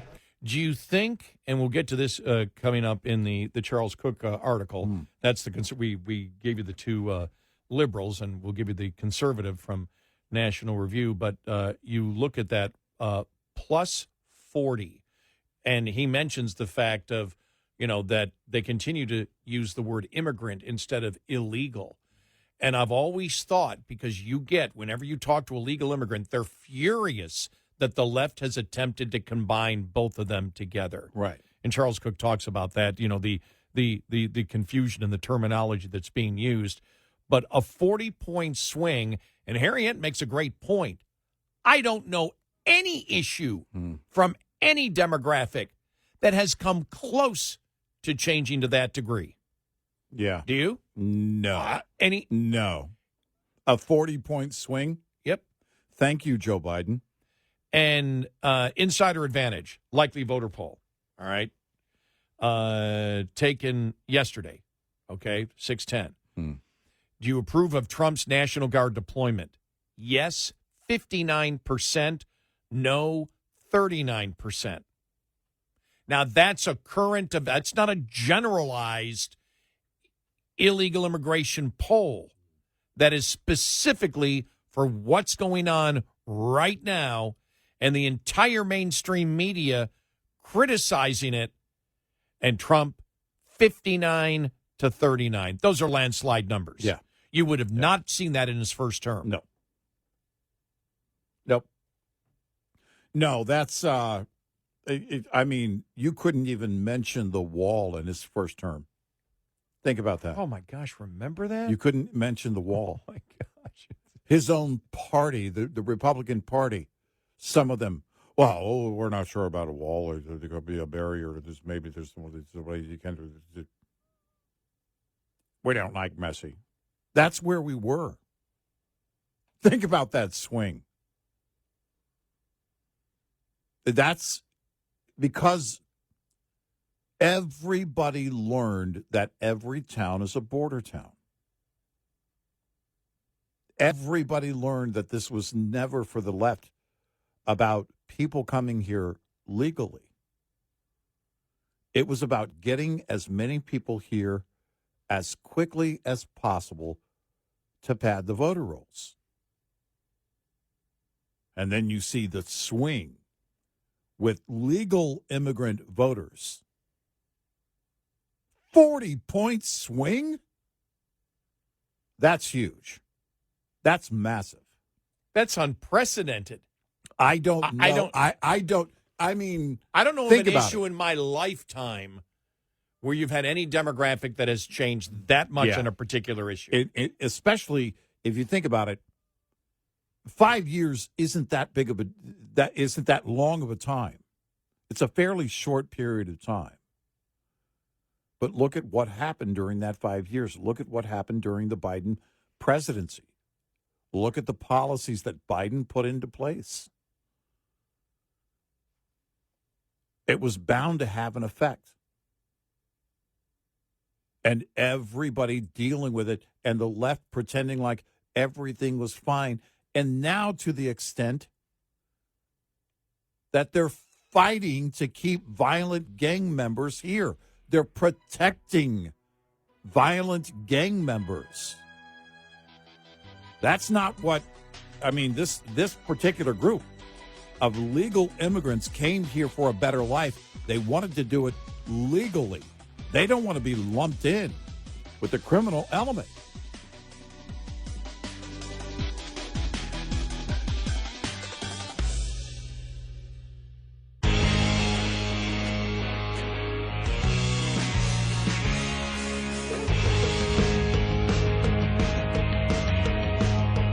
Catch all 5 hours of the show live every night on the Red Eye Radio app. Available in the App Store.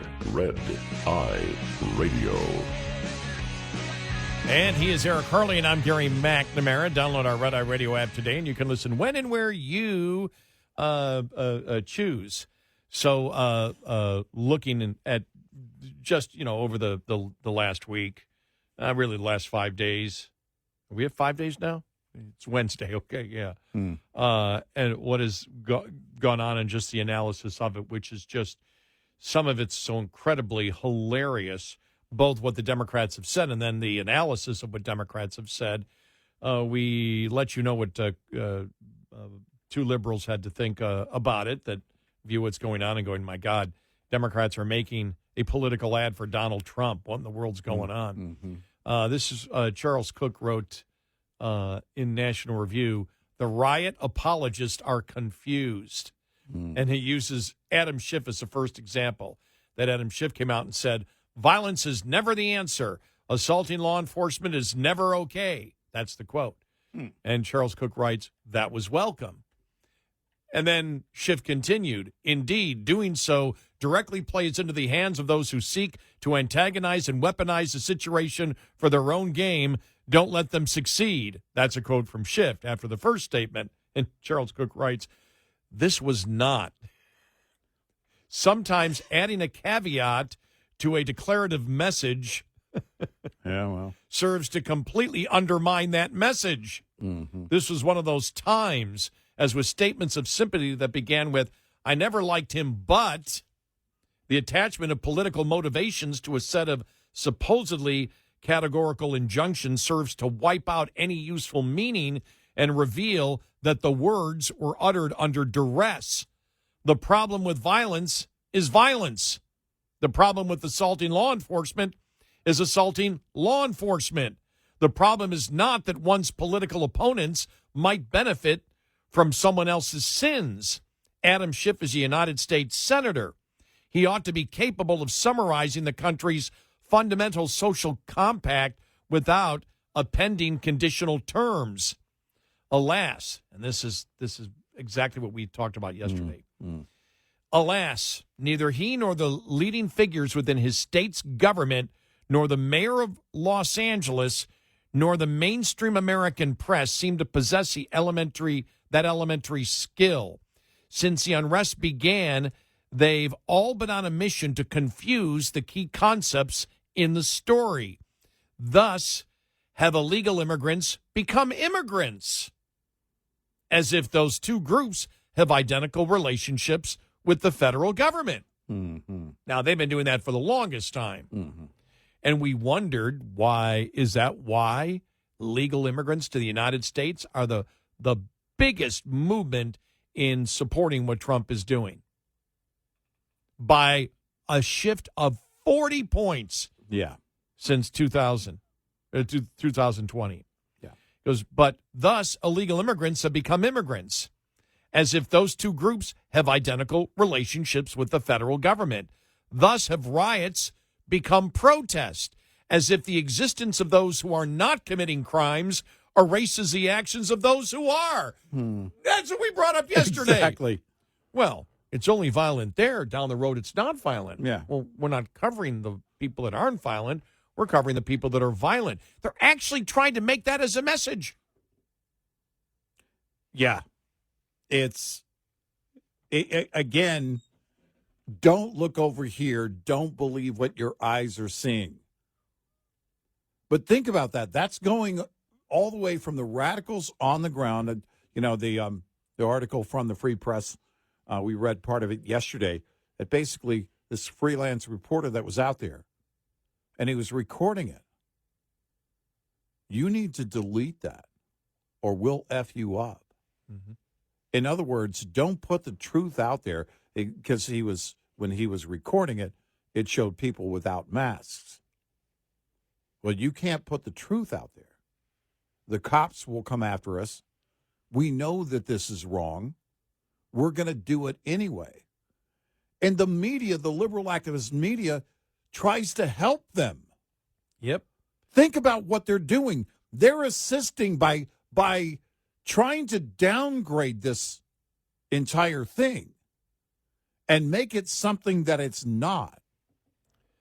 As you write, that this is about Trump sending in the National Guard, that this is about Trump sending in federal ICE agents.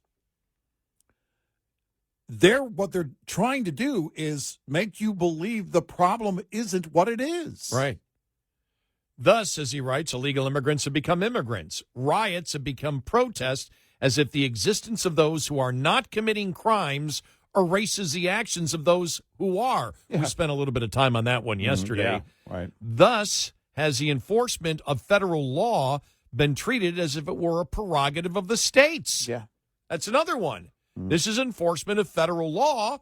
And it's like, well, no, it's a prerogative of what the states wish to do with federal law. It's not. It isn't. And he writes, chronology, too, has taken a real beating. On CNN yesterday, L.A.'s Mayor Karen Bass proposed that if you dial back time and go to Friday, if immigration raids had not happened, we would not have the disorder that went on last night. Yeah. He goes, well, yeah, that might be true, but it's less of a defense of the rioters than a blunt description of their misdeeds.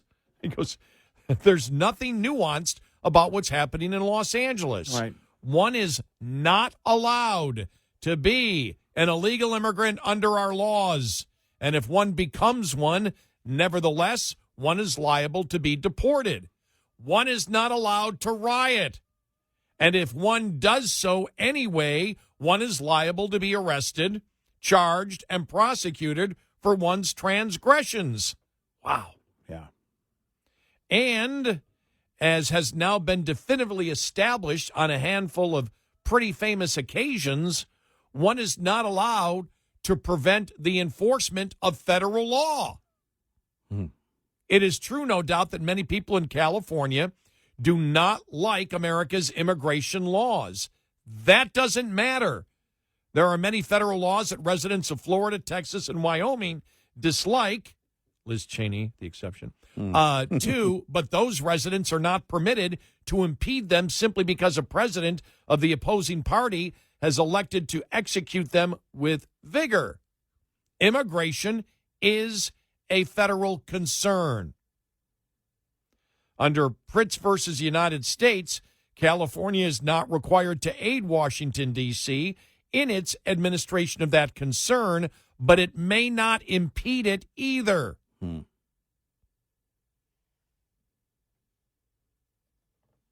Wow. Mayor Bass is correct when she suggests that rioters started rioting because the federal government started enforcing federal law. But she is wrong to imply that this complicates the responsibility of those riots. Rioting is illegal. Why a person is doing it is of no consequence whatsoever. Wow. Aware, perhaps, that the facts have arrayed against them, many of the apologists for the riots have moved beyond the immediate debate and begin to insinuate that the whole affair has been contrived by the Trump administration as a pretext for the establishment of a dictatorship. Aside from being silly, clearly what President Trump actually wants to do in this instance is to deport the illegal immigrants that federal agents were sent to California to find. Wow. Yeah. Intrinsic to the notion is the idea that by responding to attacks on federal officials, the federal government is provoking attacks on federal officials. Yeah. No, that's a great point. But this quite obviously is backwards. The California State Guard has been called up for the protection and safety of federal personnel and property, not for its own sake, but because the safety of the federal personnel and property was at risk. Wow. Yeah.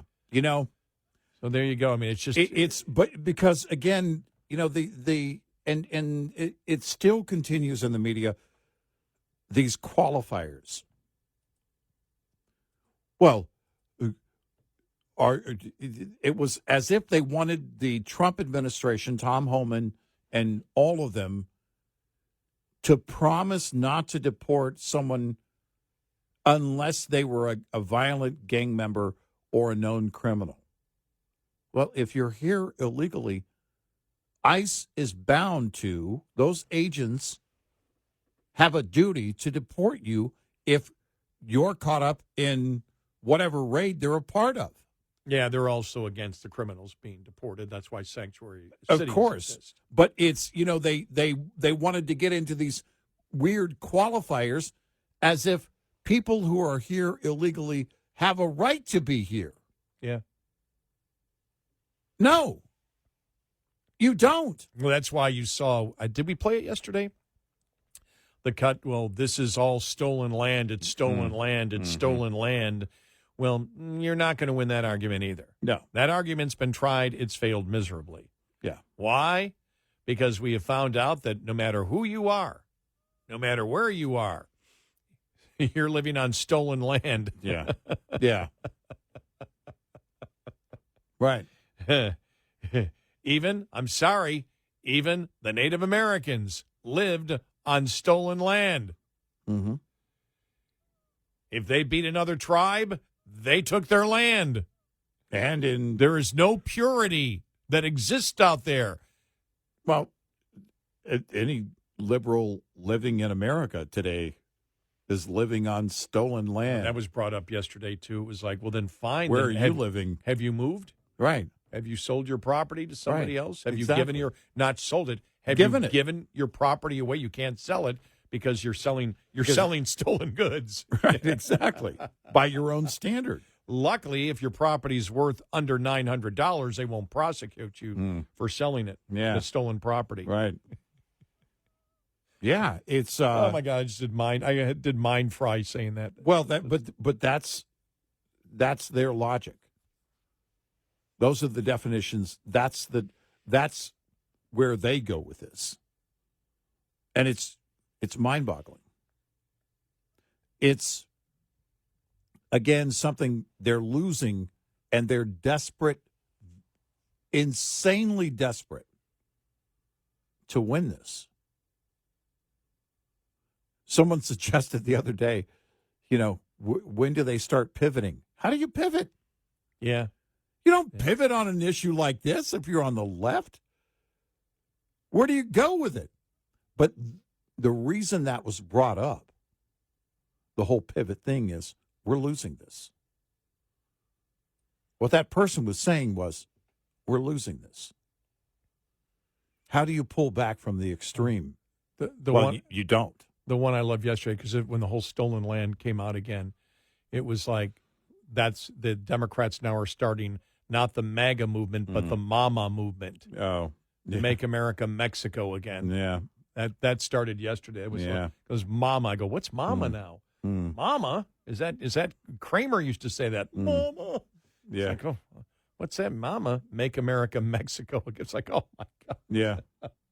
Well, again, you think you're going to win over people if you're and then the liberal activist media, well, they're just promoting their heritage. No, you're flying the flag of another nation. You're flying the flag of another nation. We said it years ago when there were protests here in Texas, right here in our backyard. And they did the same thing. They brought out flags from Mexico. And we were like, you're not going to win anything there. And soon after, it was a day or two later, they brought American flags. Right. Well, liberals can't hold American flags. It actually burns their skin. It's a true story. It's like the sunshine of transparency also burns them. Yes, exactly. It's like vampires. You can't have an American flag in your hands. We're calling them vampires, and we work the midnight shift. Exactly. 866-90-RED-EYE. Lines open for your calls. 866-90-RED-EYE on Red Eye Radio.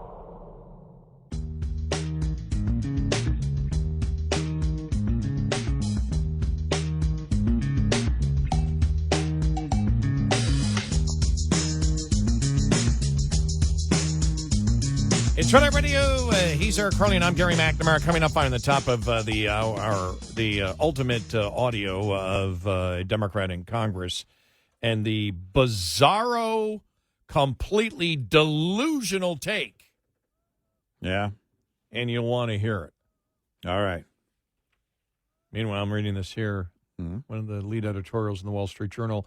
Okay. A small fiscal step for the GOP. Will Congress fail to rescind even $9.4 billion in spending? Right, yeah. Well, it goes the first line. Republicans in Congress talk a better spending game than they execute, and so far in 2025, they haven't cut a dime. Yep. We'll get to that and more coming up as to where the negotiations are going in the Senate and more.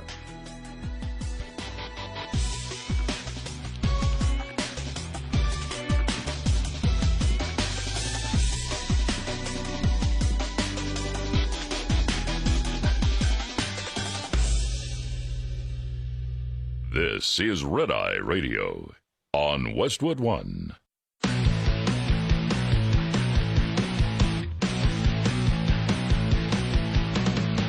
Now, it's Red Eye Radio. Gary McNamara and Eric Harley talk about everything from politics to social issues and news of the day. Whether you're up late or you're just starting your day, welcome to the show. From the Uniden America Studios, this is Red Eye Radio. All across America, we are Red Eye Radio. He is Eric Harley, and I'm Gary McNamara. Good morning. Welcome. Thanks for being here. All right, so as we talk about the riots in L.A., illegal immigration, all that other stuff, let's see what Democrats in Congress had to say about it. Yeah, okay. This is California Representative Jimmy Panetta. All right? Okay. Let's listen to this genius. This keen observer of what's actually happening. Yeah. Here. Donald Trump does not like California. He doesn't like our policies. He does not like our politics. But you know what? That's okay. Because clearly, based on the election, California does not like the personality, the narcissistic personality of Donald Trump, and we clearly do not like his policies. This is about provocation. It was Donald Trump who sent in the military to a peaceful protest. It was about Donald Trump who sent in the military to basically stir things up and give him the image and give him the fight and give him the pictures that he wants. That's a lie. Yep, that's flat out false. Flat out a lie. I mean, absolutely flat out a lie. Yeah. That it was totally peaceful, and it was just a peaceful protest going on, and Trump said, we're sending in the National Guard because it was all peaceful. There was nothing going on. I mean, that's so easily fact-checked. They don't care. Well, Jayapal the other day sending in the forces to attack people. Think about that. Oh, yeah. She said, that the National Guard was being sent in to attack people. To attack people. Yep. Completely false. Because that's what they need you to believe. Everything was fine. Listen, just lighting a little fire. People do that in the summer, you know. It's just a little bit of flames. A few flames never hurt anybody. Who is this loser? Seriously. This Jimmy Panetta, what a loser. Serious. Yeah. I mean, it's so, this is what I said we were talking about a couple of hours ago, that we saw it because we saw when the internet really came to the forefront. And we're talking about, you started seeing it 2004, 2005. You know, you and I started working together in 2005. And it wasn't even then. It probably got to be, 2006, 2007, 2008, 2009, where more things were on YouTube. And it was like politicians would say something. It was like, well, you didn't have that belief 5 years ago. Here it is on YouTube. Now, everything is out there, but now they've gone beyond, talking about, saying something and forgetting what they said and that it's on the internet back from what they said 5 years ago. Now it's side by side. It's in real time. They're saying stuff. And we talked about the two Congress people also from California that were talking about the mostly peaceful protest. And all you saw is smoke all over the place. And this is on MSNBC and CNN. And they cut it out as they realized where the guest was going. The congressional guest. Right. Well, this makes them look like complete idiots, but they didn't care. They don't care. And now this loser, California Representative Jimmy Panetta, saying the riots happened because Donald Trump doesn't like California and he needed pictures of it being destroyed for political purposes. So he sent the military into a peaceful protest so it would turn violent. Yeah. I mean, that's not... Yeah. That's not even in the realm of reality. And so I have to ask, Jimmy, give me some of your stuff. What are you doing? Yeah. What makes you this delusional? It's got to be artificial. Your brain can't naturally be this bad, can it? Well, or can it? Well, it's when he says he hates California. I think to myself, the jerk was Steve Martin. It's these oil cans. He hates these oil cans.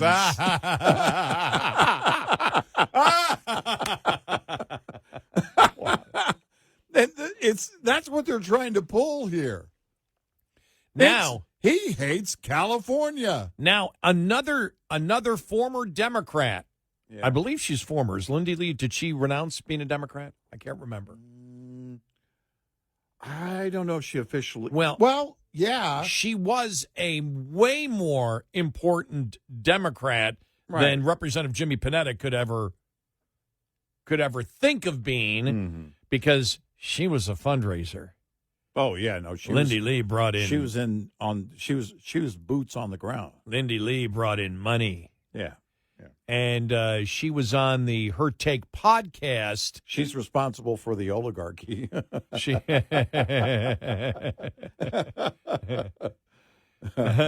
the one who just said she had to leave. She's not a part of the Democratic Party anymore. I don't know if she still votes Democrat or whatever. It doesn't seem like it. But here's what she had to say, especially because her family immigrated legally into the United States. Here we go. You are a woman after my own heart. As a fellow naturalized immigrant, I feel so deep. I feel so deeply about this. Balance this out a little bit. My family and I, we came through JFK Airport. We waited 5 years to get our green card, another 5 years to become citizens. We followed the law to a T. And to see these hordes of people just storming the southern border, completely desecrating everything we believe in. And I want to say something very loud and clear So there's no confusion, and so there's no dissension. Law and order, Gavin Newsom, is not escalation. I want to just stop right there because that's what Panetta is trying to sell you. Yep. Well, number one, he's lying. He's saying that the troops were sent in when it was a completely peaceful protest in order to make the protest more violent. Right. Well, let me tell you this. Even if that was the case, even if there was a peaceful protest, and I'm let's say you and I are at a peaceful protest. Okay. And some Democrat president says, we don't want this to get out of control. Let's say the scenario was true. Okay, that there was no violence at all, and Trump sent in the National Guard.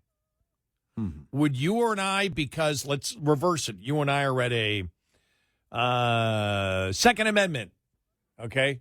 Yeah. Second Amendment rally. Right. All right, and a Democrat president sends in the National Guard to guard certain federal buildings that are there. Is that going to affect how you and I behave at all? No. Are we going to say, well, since we're fighting for the Second Amendment, and it's a very important amendment, it's the Second Amendment that, and we had no thoughts at all about attacking federal buildings or any type of, for example, federal agents that were going after actual gun runners. Right. Because if you believe in the Second Amendment, you don't believe in illegal gun running. Yeah, and to be clear, of all the amendments, for me personally, the Second Amendment for me is in the top 30. So the point is, would we commit violence because the National Guard would we ever view that and say, well, yeah, the National Guards come in and they're standing over there? Would that create a narrative of violence in our mind that justifies violence because a Democrat president sent in the National Guard to stand over there? No. Would we then say, well, doggone it, we need to throw rocks and shoot guns at them? No. Because they're being provocative. Yeah, no. Really? So being provocative now justifies violence, arson, destruction? No. But that was but I just wanted to, we'll go back to where she was and play that over again, then hear the rest of what Lindy Lee had to say. Here we go. There's no dissension. Law and order, Gavin Newsom, is not escalation. It's law and order. And echoing what Amy said, if you hate our country so much, then please leave. No one's forcing you to stay here. Thank you very much. And I think the most iconic thing about the situation is the chyrons that CNN and MSNBC plays all day long. You see like flumes of fire and smoke behind them, and the words underneath are mostly peaceful. Mostly peaceful. Keyword mostly. Yeah. Mostly peaceful. Yeah. You know something? Mm-hmm. Pravda couldn't have done any worse than the networks trying to make it seem like it was mostly peaceful protest. I actually think Pravda would have done a much better job. They would have done a much better people. job, right? Yeah, exactly. Okay. Now, much better job. All right. Yeah. Now they had the intimidating factor of the backing of the Soviet Union, but it's such a poor thing. Well, I mean, even Pravda, the approach was very different in that they knew, look, you can't just lie to people flat out. Yeah, you can lie to people, but you've got to be convincing about it. The left is wants you to believe that, again, you're seeing something that you're not seeing, that what you're seeing isn't real. Your eyes are lying to you. This is mostly peaceful. This is Trump's fault. They knew they were going to draw Trump in. They knew this is highly organized, and it was intended to be violent. Of course it was. They knew that if they did this, that Trump would protect federal properties and federal agents. They knew they were going to draw him in, and they knew what the turnaround would be. Oh, look, this wouldn't have happened if he weren't involved. Well, it didn't work before. During the summer of love. What are they going to call this one? It is the party that did bring you, what was it, Chad, and what was the other one?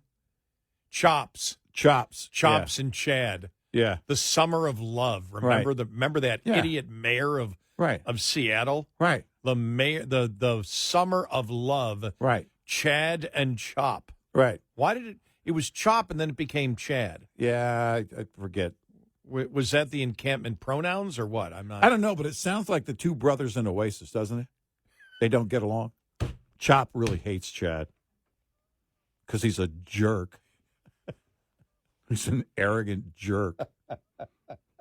I don't know which one you're referring to. I don't even know. I have no idea either. I don't know which. It doesn't even matter.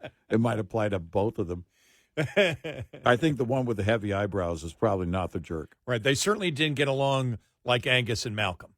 Exactly. Exactly. Right. Angus and Malcolm had an understanding. They were the bizarro. Yeah. Exactly. Yeah. Malcolm I loved it when they were talking about, well, the band Oasis broke up. Well, they can't. They can't break up. They're brothers. It's like when the Everly Brothers split up. No, they didn't. They didn't. Chop and Chad broke up. But the liberals wanted you to believe. Think about that. If we just give them their own space to destroy, they'll destroy less. I was actually dragged to an Oasis concert about, I don't know, kicking and screaming. No! By a woman by a woman that I was dating who was from Liverpool. Yeah. Really? Yeah. Wow. And I had heard the stuff in the, a couple of years earlier. Can't even think of the name of it, but yeah. They were actually really good. Was she on Team Chop or Team Chad? Well, no, she's from Liverpool, England, not Seattle. Right. Yeah, But which team was she on in terms of the brothers? Team Chop or Team Chad? Okay, yeah. I see what you mean. Yeah. Angus or Malcolm? Yeah, right. Noam and, is it Liam? Liam and Noel? Yeah. Noel. Yeah. Noel, yeah. The Gallagher They were brothers. really good. Yeah. I mean, they were really, really good live. Since their last name is Gallagher, they should do the watermelon thing. Just to throw a twist in. Well, I think Noel one time, didn't he hit, whatchamacallit, with the sledgehammer on stage? He might have taken a swing. 866-98 Red Eye. Brought to you by Hot Shot Secret. Hi, I'm Jen Loomis, a transport safety expert at JJ Keller, and I'm here to share a tip on speed and space management. When driving, you need to manage the space around your vehicle so that there's enough space to allow you to adjust when traffic conditions change. The space ahead of your vehicle is the most important and one of the easiest to monitor and adjust as needed. One rule of thumb is to allow at least 1 second for each 10 feet of vehicle length at speeds below 40 miles per hour. At greater speeds, add an additional second.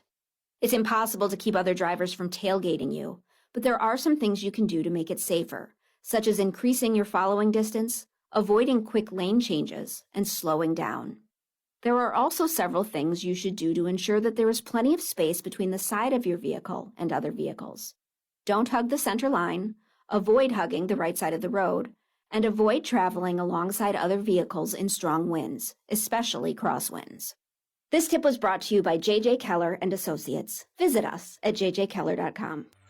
Get in touch with Red Eye Radio, toll free at 866-90-RED-EYE.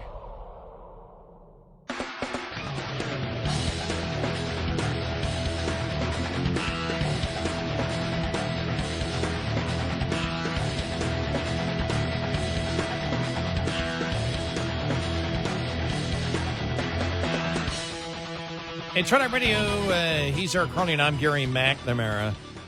You know, Scott Jennings is out of town, and it's just it's not good on CNN.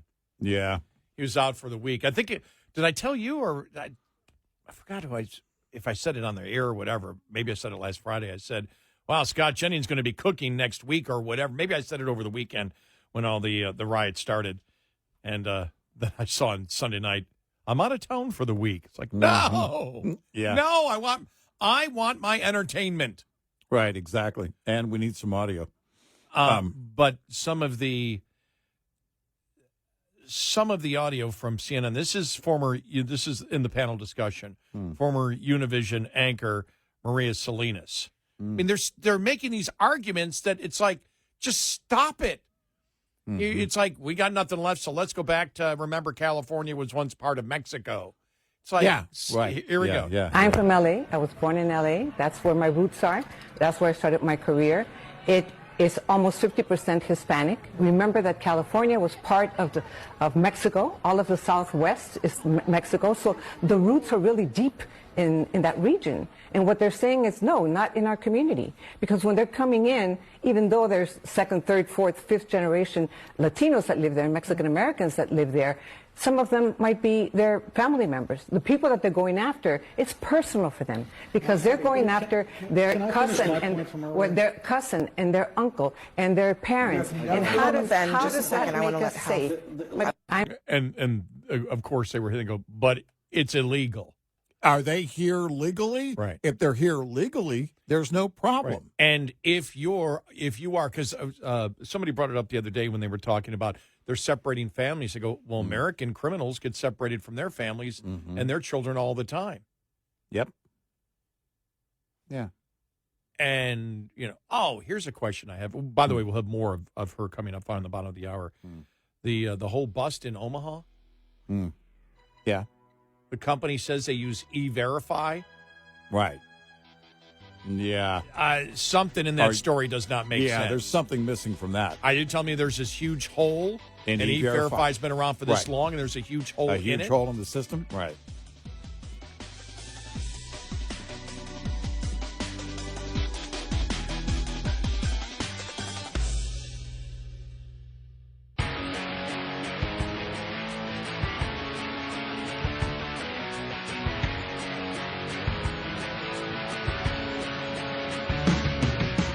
Catch all 5 hours of the show live every night on the Red Eye Radio app. Available in the App Store. Red Eye Radio. It's Red Eye Radio. He's Eric Carly, and I'm Gary McNamara. Welcome and good morning. Thanks for being here. So getting back here to CNN, Scott Jennings isn't on this week, but they had the former Univision anchor on, and Maria Salinas, and she's bringing up all they're bringing up the arguments that nobody's having anymore. These aren't debate points anymore. It's like, okay, we've run out of things to say as somebody on the left. Right. So let's talk about how entering the U.S. is not illegal. Right. Yeah. It's like, well, yeah, it is. Yeah, it is. So it's like, here we go again. I don't like to use the word illegal. It is undocumented. Coming into the country without documents, it's not illegal. It's not a crime. Excuse me. It is a. Can I finish, please? It is a misdemeanor. And it's against the law. It is if a misdemeanor. It's a misdemeanor, but I broke the law. It is a misdemeanor, just like DUI is a misdemeanor, just like indecent I've been hit by exposure a driver who died.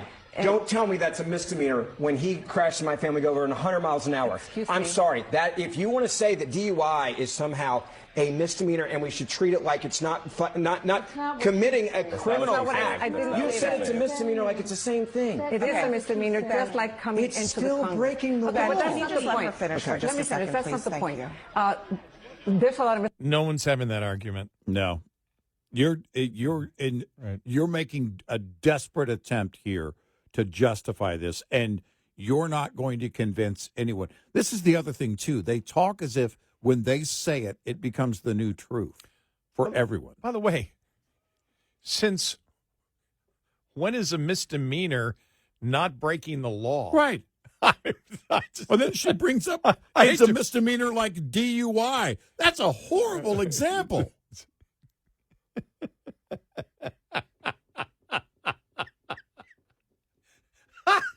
Where the hell is your brain? That's what. My gosh. You know, it's just like a DUI. You made a wrong turn. And then she says, well, that's not the point. You made the point. You know, and because when you can hear her talking, as if her truth is the only truth, and everybody believes the same way she believes. I mean, it's just... When you state things like that, it shows that you're not in touch with the public. And here all this time I wanted to be a radio... Oh, I didn't want to early on, but when I became a radio talk show host, I said we can talk the serious issues here in a serious manner. They're so insane, all we do is laugh. Yeah. At their opinions. I mean, they're absolutely nuts. Yep. I will say this, it makes it a lot more fun. You really don't have to work anymore as a conservative talk show host to come up with arguments. No, you don't.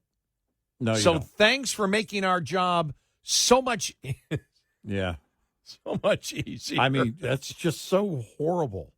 Yeah, it's a misdemeanor, you know, like a DUI. What? What? Did you say DUI?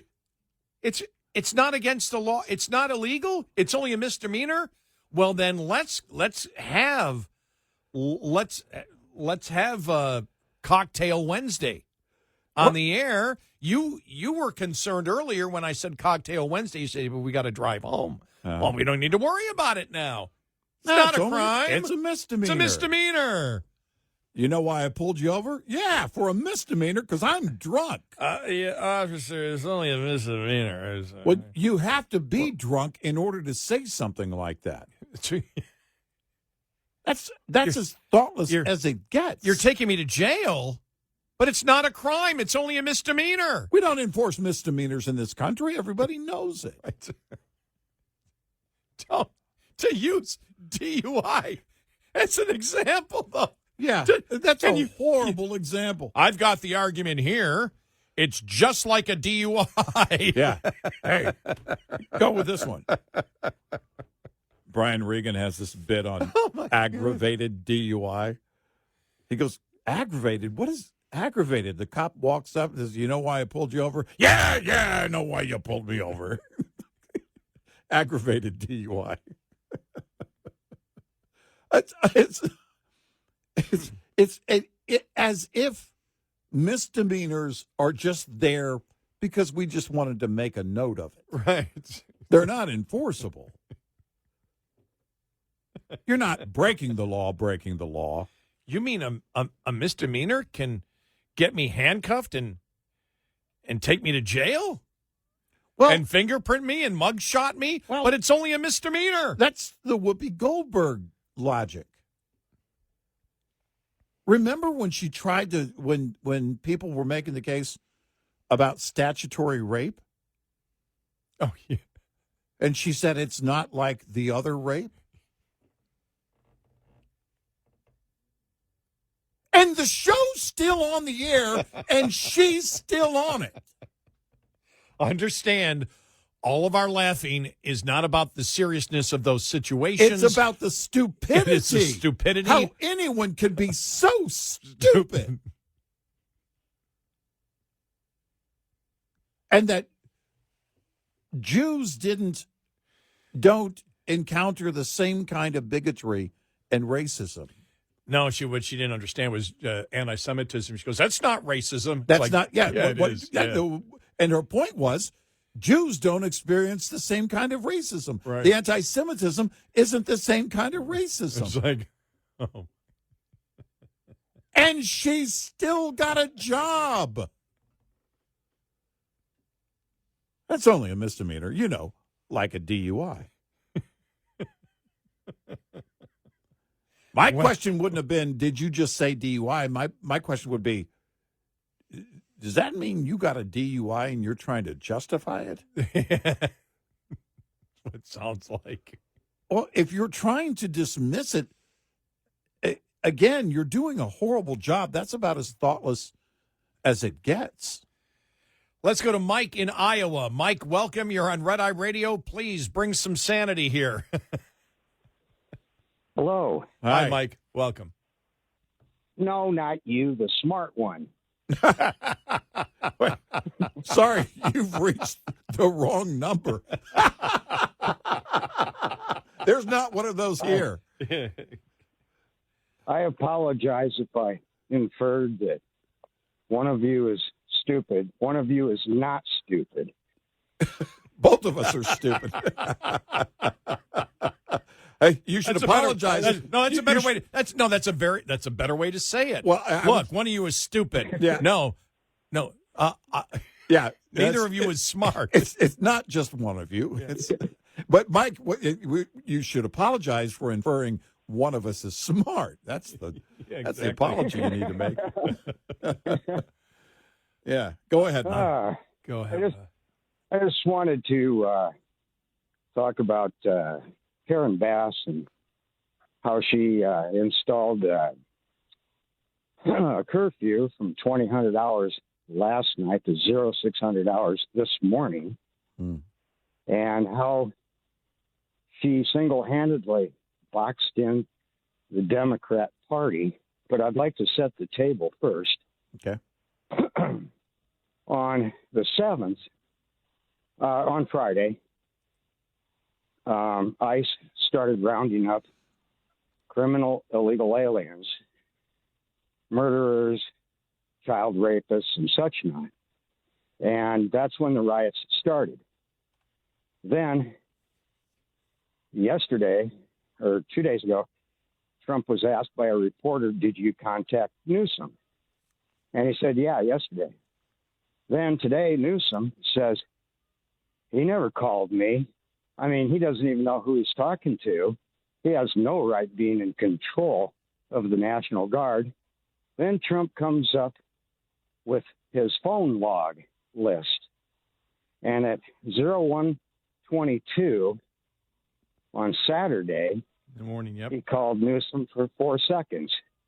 Then at 01:23 hours, 1 minute later, he talked to Newsom for 16 hours.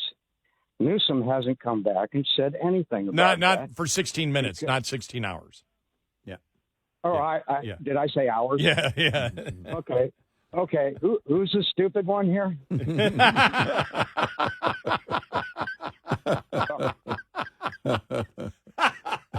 We do that all the time, by the way. Yeah. I don't know. If I talk to Trump for 16 minutes, it might feel like 16 hours. I don't know. But go ahead. Then later on Saturday, Trump brings in 2,000 National Guard. And the riots get worse than they were on Friday when federal agents were trapped by 800 to 900 ambiguously peaceful protesters in a federal building. So he brings in, the next day, Saturday, he brings in 2,000 National Guard. The riots are worse. Then he brings in 700 Marines, and it's worse. And the Democrats keep saying, it's all Trump's fault. It's all Trump's fault. And then Saturday is worse than Sunday's worse than Saturday. Monday is worse than Sunday. And then Karen Bass genuflex yesterday, and at 1,800 hours, she installs a curfew at 2,000 hours until 0600 this morning. And the only thing I've heard is about 2 dozen people were carted off into, air quotes, downtown and they were processed, given a sheet of paper on when to appear in court, and then they were released on their own stupidity. Yeah. So what happened? What happened? See, they can't have it both ways. If it was Trump, and then Trump said, I'm going to double it from 2,000 to 4,000 National Guard. So it should have been way worse last night if it was Trump's fault. What happened was curfew. What happened was the curfew. After 5 days of delaying, FAST finally installed a curfew. So it wasn't Trump. It was the Democrats. And once again, they're about as competent as the Palisade fires. Yeah, it's look, we all know. Thanks so much for your call. We really appreciate it. When you again, and we like the chronology there, but as we have stated before, and I agree with Lindy Lee, law and order is not escalating. Law and order is stopping what happens. If the criminals decide to attack you and get bigger because they believe they can run you out of town, that's where you keep getting stronger. But when you sit there as the city comes out and says, we arrest anybody who's out at this point, it's over. Yep. Why didn't you do that 4 days ago? Right. Yep. And it started the other day with, the 2-hour response time. And someone pointed out they did the map thing and said, look, we're talking about right here. While it may have taken some time to get more officers there, why didn't you have a quicker response time to begin with? Well, this is the way Mayor Bass runs the whole thing. Think about that. And you're putting these officers, these LAPD officers, any enforcement in that zone, you're putting them in danger by allowing this to go on longer and longer and longer and delaying that response. The longer you delay it, the more danger there's going to be. Yeah. Remember, the Marines and really, for the most part, the National Guard were not involved at all in the riot control. Those were local police officers. Exactly. Yes. They're the ones it's the people in your own community who you're putting in danger. You're putting them in danger. Yeah. So when they finally did get there, just responding to Mike, over the last couple of, those were the people that were there. Yep. 866-90-RED-EYE. We'll be right back with more Red Eye Radio with Eric Harley and Gary McNamara.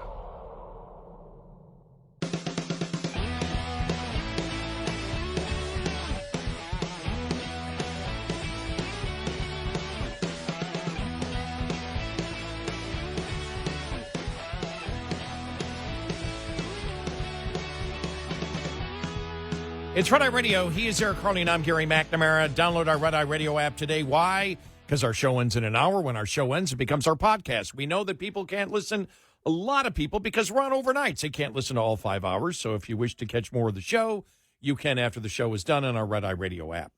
Plus, if you can't listen to one of our great radio stations while the show is on the air, we also stream all 5 hours live on the Red Eye Radio app. So there you go. And thank you. More of the insanity of the riots in L.A., and now you saw some of the stuff from New York City last night, right? Yeah. And other places. We'll get to that and more.